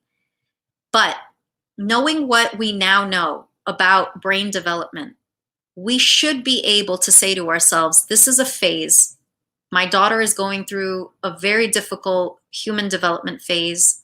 This is hard on her. She doesn't mean it. I know she loves me. And there is going to come a day in the near future when she is going to grow out of this. So I'm going to forgive her because I need to prioritize the bond. I need to prioritize my bond with her. I'm going to forgive her and I'm going to move on. Okay, now, this one's a bit of a long one. I'm going to be hopefully speaking as quickly as possible, but this one is new to most people when I share it. So please try and take some notes on this as best as you can. You should be laughing at the images in front of you because they're ridiculous, but they exemplify what many of us do without even realizing that we're doing. We oftentimes set rules and expectations that are not appropriate for the age of our child. So the same way that we wouldn't put a little girl behind the wheel of a car or a tricycle or a bicycle with training wheels, we have got to learn what is age appropriate at every stage of our children's development. So when your daughter is 5 or 6, there should be certain things you expect of her mentally, physically, emotionally, and things that you know you need to establish as boundaries for that age. The same thing happens when your daughter is 9, 10, 11, and when she's 12, 13, 14, and so on and so forth. So the way to think about this is your job is to create freedom or responsibility, but within boundaries and limits. When I'm talking about freedom, I'm not talking about the free-for-all, liberal, Western, you know, American sort of idea of let them do whatever they want and throw caution to the wind. That's not what I'm talking about. Freedom in this sense means responsibility that is necessary for that particular age and stage. It is something that Allah subhanahu wa ta'ala builds in us innately, naturally, as human beings, whereby we independently want more responsibility as we age. I have a 9-month-old, and you know, at every age, at every step of the way, I'm asking myself, what is age appropriate for him right now in his space, whereby I need to give him a little bit more freedom so that he can develop his gross motor skills, his fine motor skills, his emotional development skills, and what boundaries do I need to set for him? So we just transitioned him out of his crib onto a floor bed. We're following a Montessori philosophy. But at 9 months of age, that would be the kind of freedom or responsibility he can start to handle.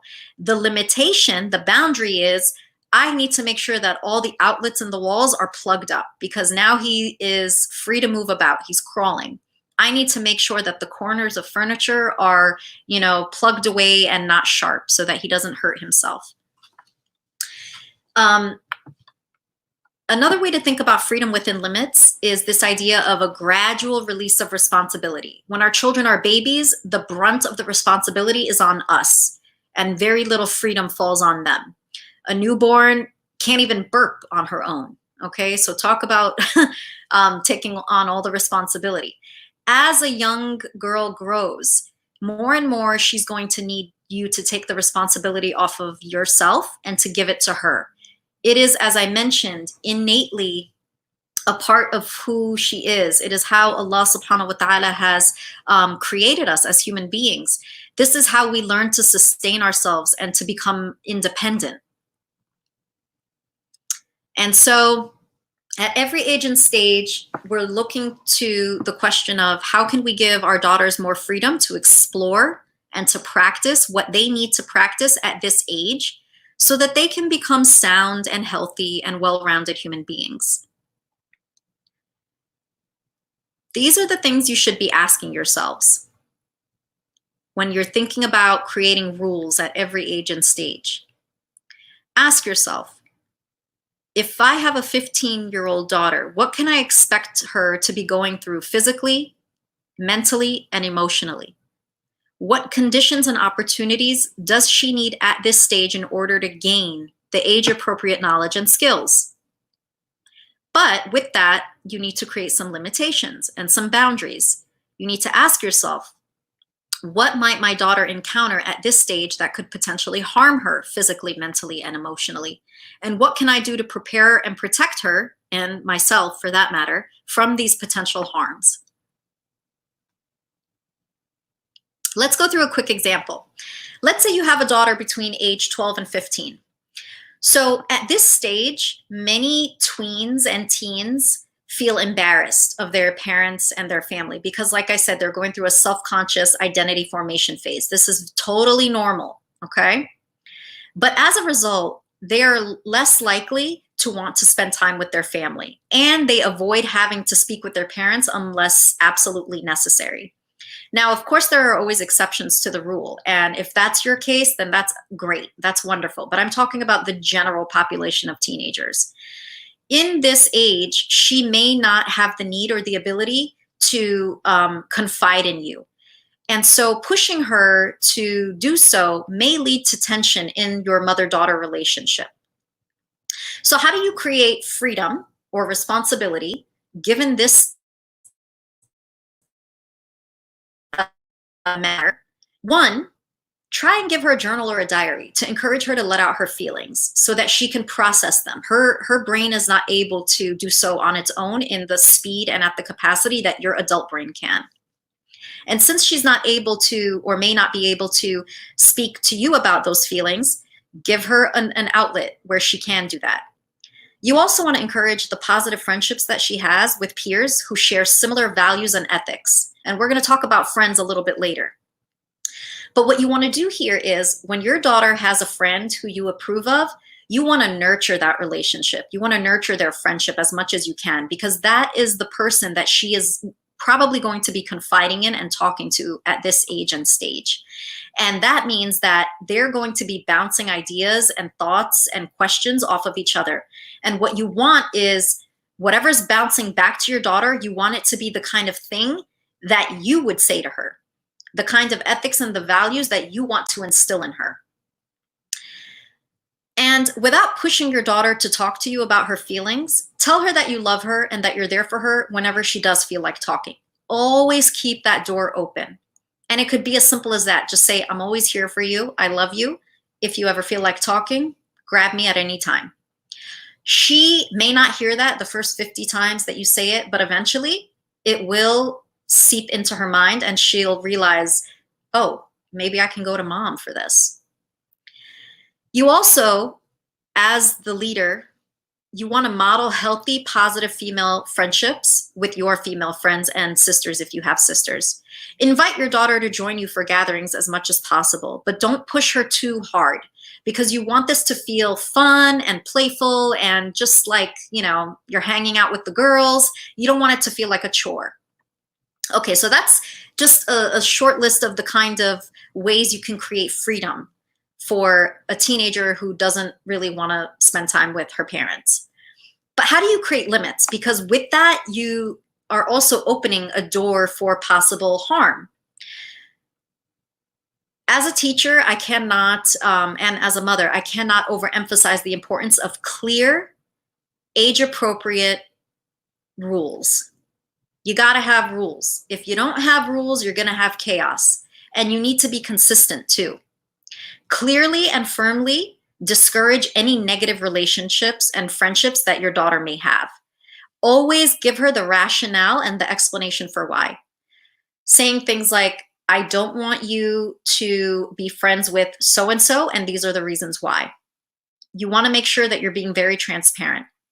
And these could be realistic friends that she's spending time with who you don't approve of, or it could be hypothetical. She might be going into middle school for the first time or high school, and you can say, these are the kinds of friendships that you're not allowed to have. These are the kinds of friendships or friends that your father and I do not approve of. The other thing is, now that you're giving your daughter more freedom to express her feelings, you've got to teach her how to do that. She may start to demonstrate some what you would perceive as disrespectful behavior, but really what it is her inability to regulate her emotions and at the same time having uncontrollable feelings. So you want to clearly and firmly establish how-tos for voicing disagreement, concerns, and questions. And you want to model that too. You got to show her, you got to tell her what the how-tos are, but you also have to show her how to do it. So for example, with my middle and high school students, I say to them at the very beginning of the school year, I always, always, always welcome you to let me know if something seems unfair to you, if something is of concern to you, or if you have a question about something. Always know that that door is open. Here is when you can do it. Before class, after class, through email, after school. You cannot, and you may not, voice those concerns during class. You cannot, and you may not, disrespect me in the middle of class. And so you give them clear examples of when and how to do certain things and when and how not to do certain things. And then you model that for them. And I always wait for the first student to break that rule because I need to make an example out of them for the rest of the class to learn and for that student to learn. And I say, this is a perfect example. You know, John, now is not the time and place to let me know that it's not fair that I asked you to move your seat. So why don't you talk to me after class? And you just keep cool, calm, and collected. Don't raise your voice. Don't show that you're exasperated. Just chill out. It's not the end of the world. make sure that your daughter understands what the non-negotiables are when it comes to sharing information. So you're giving her the freedom to not have to talk to you, right? If she doesn't want to, but there are certain things she does have to talk to you about. And those things are not negotiable. For example, her grades, if something serious is happening at school or serious is happening with her in any way, and her friends, you should have a very clear picture of who her friends are at every age and stage, okay? And when those rules are broken, if they're broken, she should know ahead of time what the consequences will be, and you have to be consistent in following through on those consequences. Now, on the other hand, you are not forcing her to communicate her inner feelings. She can do that to her diary, her journal, friends that she approves of, a therapist, or another adult role model who you approve of. So this is one example of freedom within limits that is age appropriate. Here's another example. This one's a little bit easier. Let's say you've got a 12 to 17-year-old. They are rapidly developing physically, and that means that they have an increased need for sleep and for food.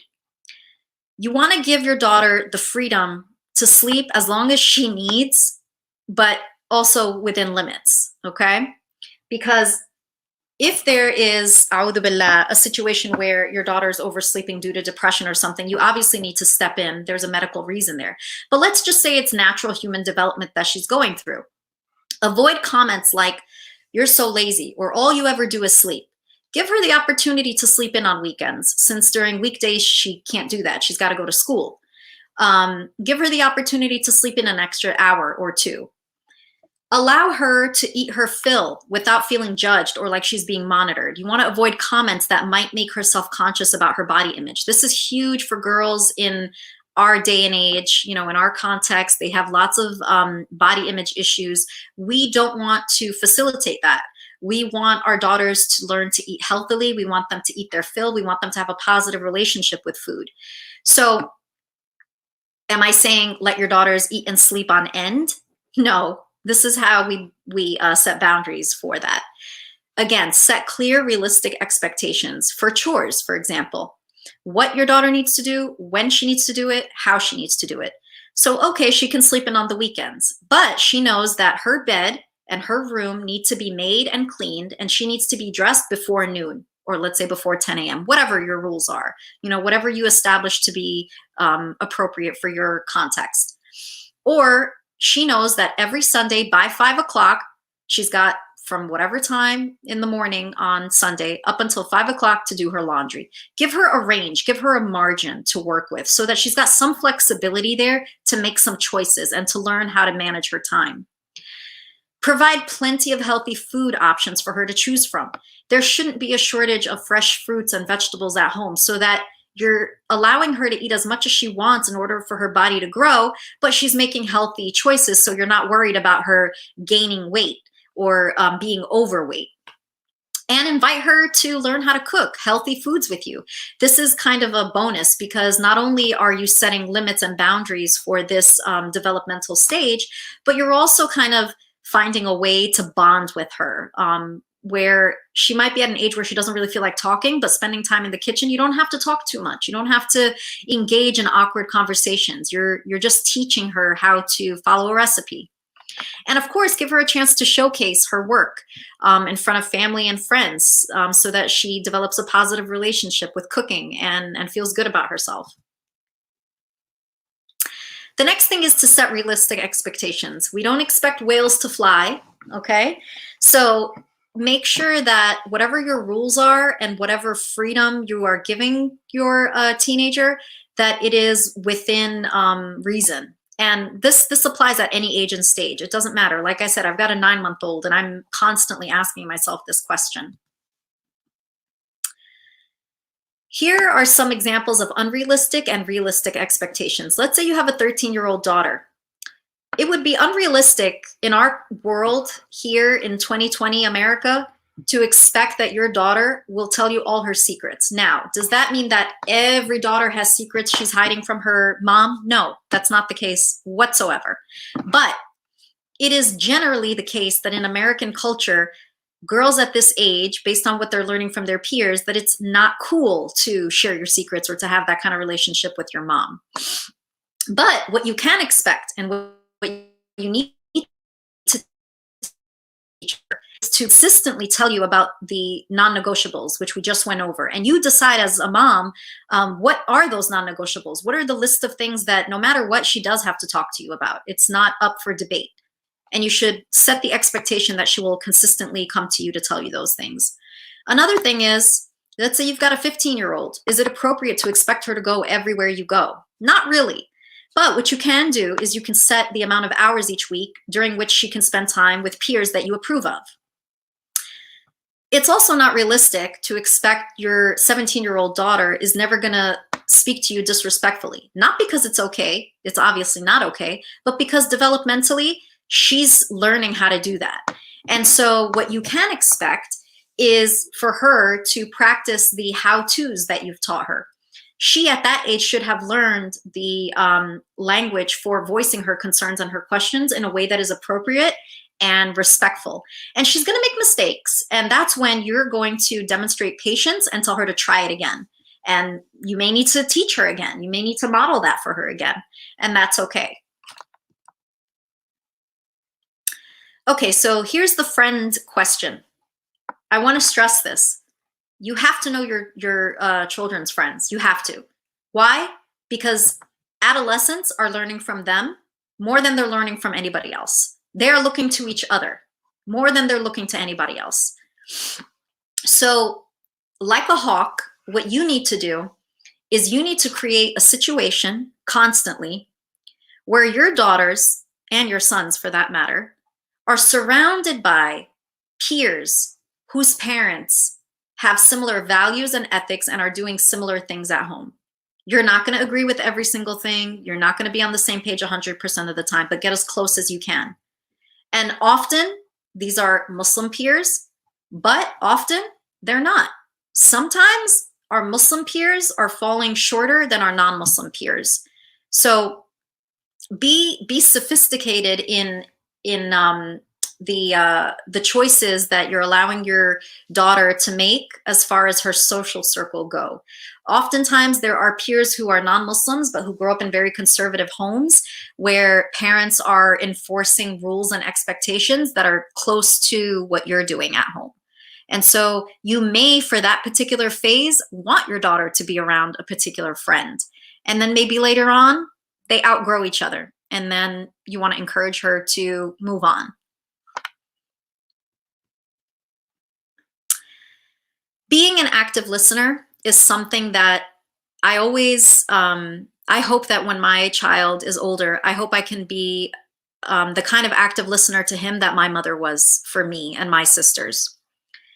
It is crucial during adolescence that you do more listening than speaking. And I said this at the beginning.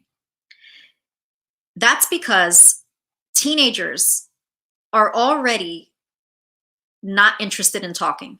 So when they do talk, when they do start voicing their opinions, if they are experiencing something that is antagonizing, if they feel like they can't be heard, that is going to be another reason for them not to come to you. And you don't want that. You want them to come to you, right?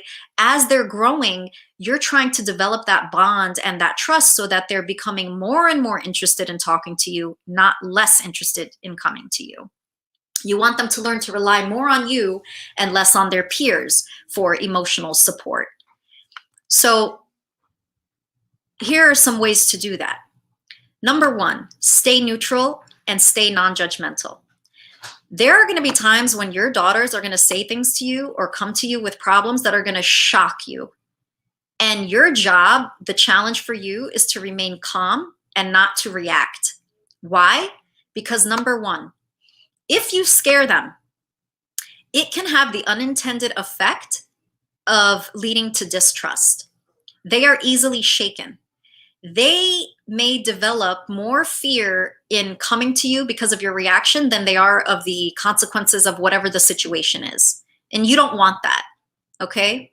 So if you remain calm and neutral and say, explain to me what's going on, let's get through this, tell me all the details, not only are you showing them and modeling for them how to communicate and how to maturely handle a problem and to find its solution, but you're also making them feel loud, it's painless. That wasn't so bad. I can do this again. I can always come to mom with my problems. I can always come and tell her the truth. I don't have to lie or hide anything.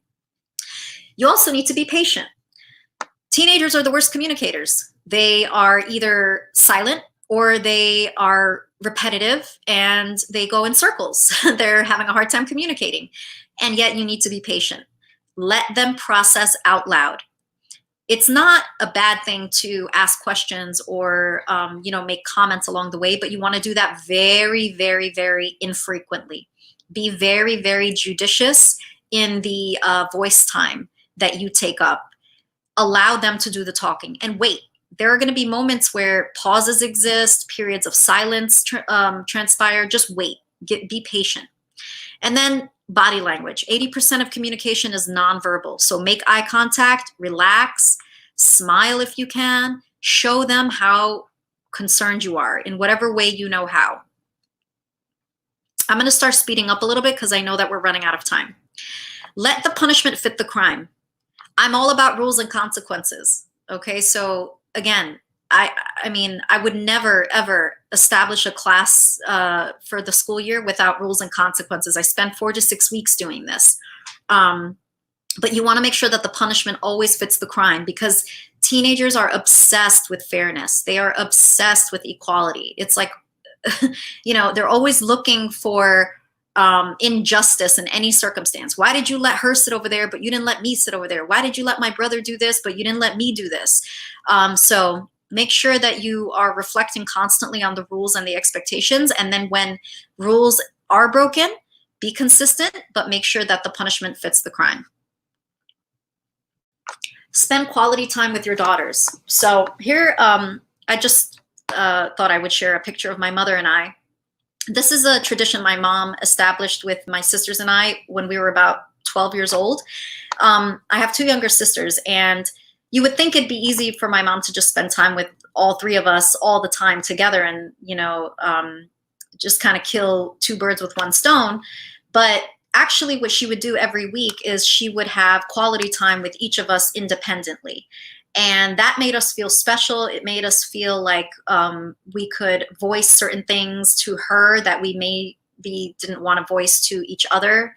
And it also made us feel like we had her undivided attention. So as I grew into an adult, I started taking my mom out for coffee, and we would have an hour of quality time where we would just talk about anything. We would just, whatever it is we felt like doing. When I was younger, it was my mother meeting my needs. She found out what my interests were. She would ask me, what do you feel like doing this week? Oftentimes for me, it was going to the bookstore. For my younger sister, it was just like laying in bed and watching a movie. She loved to cuddle with my mom.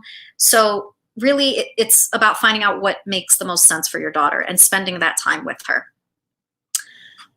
And it's all about making memories. Make it a fun thing. It doesn't have to be a chore. Okay. And last but not least, moms, you're doing so much all the time. We're constantly trying to serve others. Take time to self-reflect. Take time to ask yourself, am I working smarter or harder? If you're working hard but not working smart, then you're going to burn yourself out. You're not going to be perfect, and nobody's expecting you to be perfect. Rearing your children is not solely on your shoulders, though you are the leader. And so you want to take time to think about how it's going. Is what I'm doing working? So during this Ramadan, as you, inshallah, take on this challenge and try these things, I want you to try and keep a journal. I'll come back to this slide. I want you to try and keep a journal. Every day, I want you to pick a time, and I want you to answer these 4 questions very briefly. But make sure that you're doing it at the same time every day so that it becomes a habit.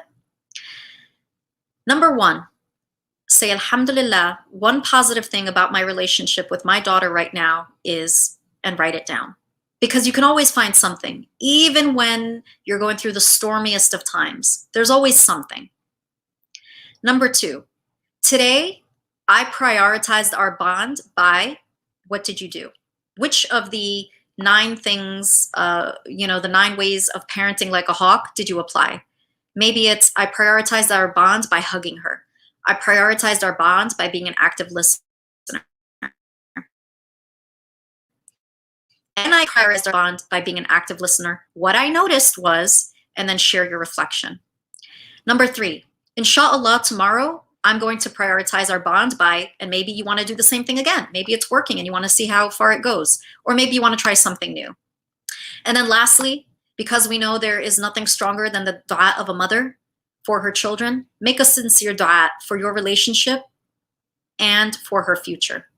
Write it down, because when you write things down, it's almost like you make them concrete, you make them tangible, and they last forever.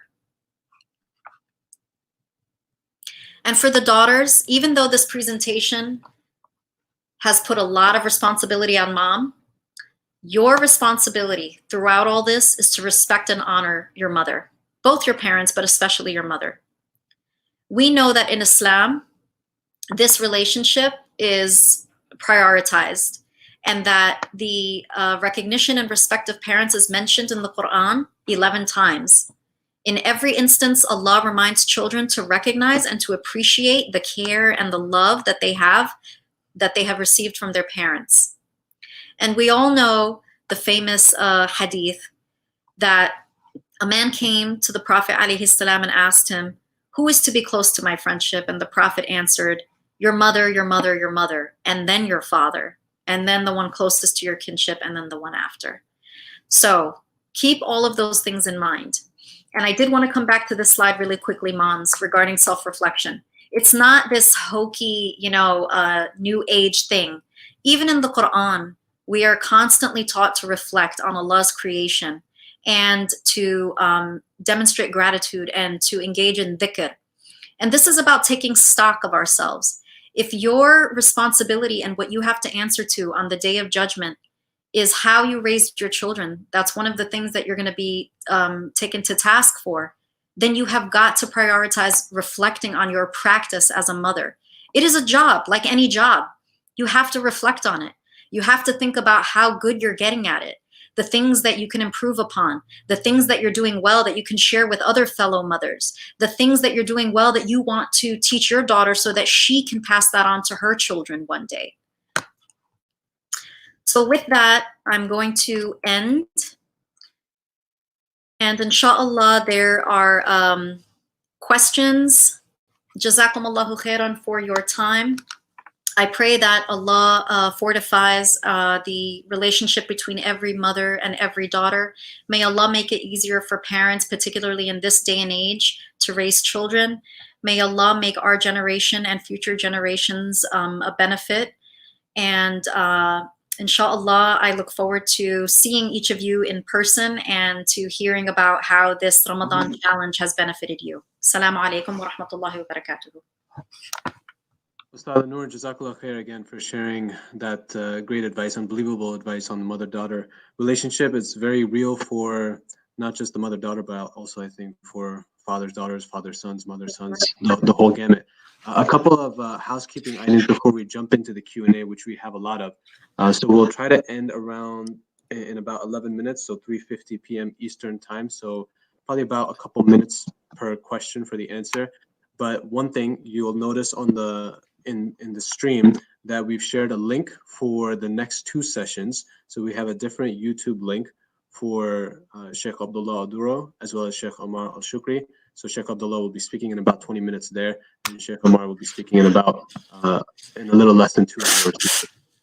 And also, all of our speakers today have been gracious enough to come free of charge, but the masjid's fixed costs are still there. So it's very important for all of our viewers to help us and ensure that we can continue providing this kind of valuable content and throughout Ramadan especially. So please visit iecpa.org/donate. So now for the questions, and please also keep them coming. As you see, you could just type them into the boxes on YouTube or Facebook. So the first question, repetitive lying. How can you trust your child is telling the truth? Yeah. So I actually had a chance to quickly read all of these questions, and you're going to be frustrated by my answer, but bear with me. All of this has to do with the kind of relationship that you have with your child. And I'm not saying that to pin blame on moms. or bad for them. It means that there is a gap. There is something amiss in your relationship together. They have prioritized their friends. They have prioritized their peers as the, let's say, group that they are getting their guidance from. And they're having a very hard time realizing that you are not just an authority figure, but that you are somebody to be trusted. And so there's a trust issue there. There's a bond issue there. And if you think back to the 10 things that we went over in this presentation, the first one was to hug your child every single day. How often do you hug your lying child? How often do you tell your lying child that you love them? How often do you forgive them? How often have you modeled for them the appropriate way to come to you with whatever challenge they're going through? So again, I'm not blaming parents. You have the hardest job in the world. I have the hardest job in the world as a parent, but it begins and it ends with what we do, because we're in charge. Our kids are not in charge. We are in charge. When things are not working, we look at leadership, right? In any organization, when things are not working, you got to go to the top. Somewhere along the way, something broke, and we have to figure out where. So go back to basics, go back to the beginning. And the basics are love and trust. Your child feels comfortable lying constantly because they don't feel a connection to you. They don't feel like they owe you that respect of not lying to you. And so your duty, your challenge is to reestablish that respect, to reestablish that trust. Because they, at this age, have a choice as to tell the truth or not. Okay, their brains are developed enough that they understand the difference between, you know, make-believe and reality. And so they can do that. Younger children are way more innocent. They're not going to lie. They're going to tell it like it is, and they're going to say it like it is. So again, go back to establishing a relationship of trust with your child. And I know it might be hard because you're probably very frustrated with your daughter for lying to you, but forgive. It's not personal. Jazakallah khair. Another question that came through. So as a wife, what can I do to help my husband understand the changes their daughters are going through? He attempts to crush them after every conversation they have. Yeah, this is a difficult one. Sessions like this can be helpful, I think. If your husband has not had a chance to go through the slides or to attend this, then encourage him to do so. Oftentimes, it's just a matter of not having the scientific information to understand human development. Sometimes it's just as simple as that. It's like you actually just don't understand how teenagers develop or what's going on with them. There's also a culture gap oftentimes, like I mentioned. If it's a very severe situation where your effort in maybe helping your husband understand is not going to get you the biggest bang for your buck, you may want to just consider stepping in and taking the large portion of the responsibility of dealing with your daughters, and just saying to him, don't worry about it, I got it, I'll take care of this, and doing your best to deal with whatever the situation may be in that moment. Remember, the mother-daughter relationship is very different from the father-son relationship. We definitely need our fathers to be there as sort of the protectors of the home. And the daughters need to feel that he's there and that he has a presence. But as far as who she spends the most time with and who she learns from, it's you, mom. It's not dad, okay? The opposite is true for the boy. Our sons need to not only feel like fathers are the protectors in the house, they need the fathers in order to go from being boys and to becoming men. And so the son-mother relationship is not as important as the boy gets older. Jazakallah khair. Another question. How do I reprimand or discipline my daughter when she's going through all of these biological changes? Yeah, this is a very good question. So go back to what I said about setting realistic expectations, okay? It often comes down to the rules. I'm going to give you an anecdotal example.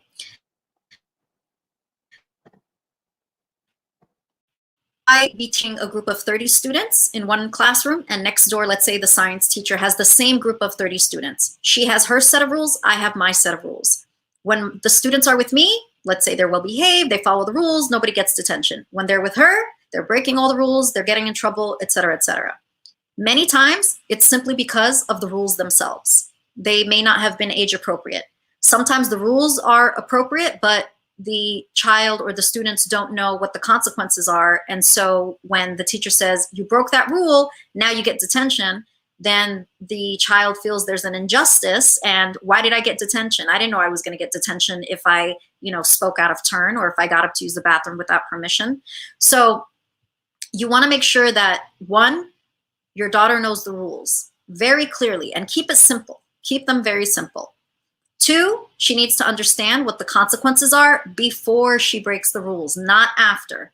You got to make sure she knows what's coming so that she doesn't feel like you're being unfair.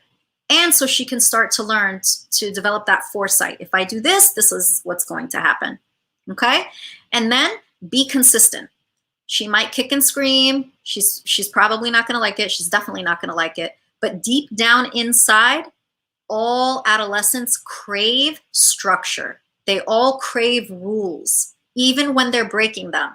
Okay? I know it seems counterintuitive, but I promise you, that's how it is. They crave rules. So create age-appropriate rules, and they're going to change as your daughter gets older because they have to be age-appropriate. Be consistent. The moment you're not consistent, that's almost like being unfair. When one rule applies to one child but not another. Because what they're going to do, what your daughter will do is notice that you followed through one time but not another time. Why? Why are you picking and choosing when to, reprimand me and when not to reprimand me? The last thing is stay emotionally constant. Believe it or not, as a mom, you never have to yell. I rarely, if ever, raise my voice as a teacher. And I've taught in very rough neighborhoods. You don't have to yell. You don't have to show that you're emotional about anything. Why? Because you know that you've established fair, just, and age-appropriate rules, and fair, age-appropriate, and just consequences. And they will do the work for you. And your adolescent is old enough to feel and to understand that. And when it happens, they're not going to fight back because they know that they earned that consequence. Jazakallah khair again, Ustad Noor. It's about time to close and get ready for the next event. We want to give our viewers an opportunity to take a break before Sheikh Abdullah speaks. But want to ask you as well and educate our viewers how they can best reach you if they have further questions on this topic or any other topic. Sure. Feel free to go to my website. It's Noor, M as in Muhammad, and then my last name, which is actually G-O-D-A, no U, not like the cheese. NoorMGoda.com is my website, and there's a contacts page on there. Okay, Jazakallah khair again to you, Ustad Noor. Jazakallah khair to all of our viewers. And please make sure you all take a look at the couple links that were shared in the stream. One, the new YouTube link for our next 2 sessions, and 2, the link that's also on the bottom of this stream, highlighting where to go to support the masjid and support IECPA. Jazakallah khair again, and hope to see you all soon.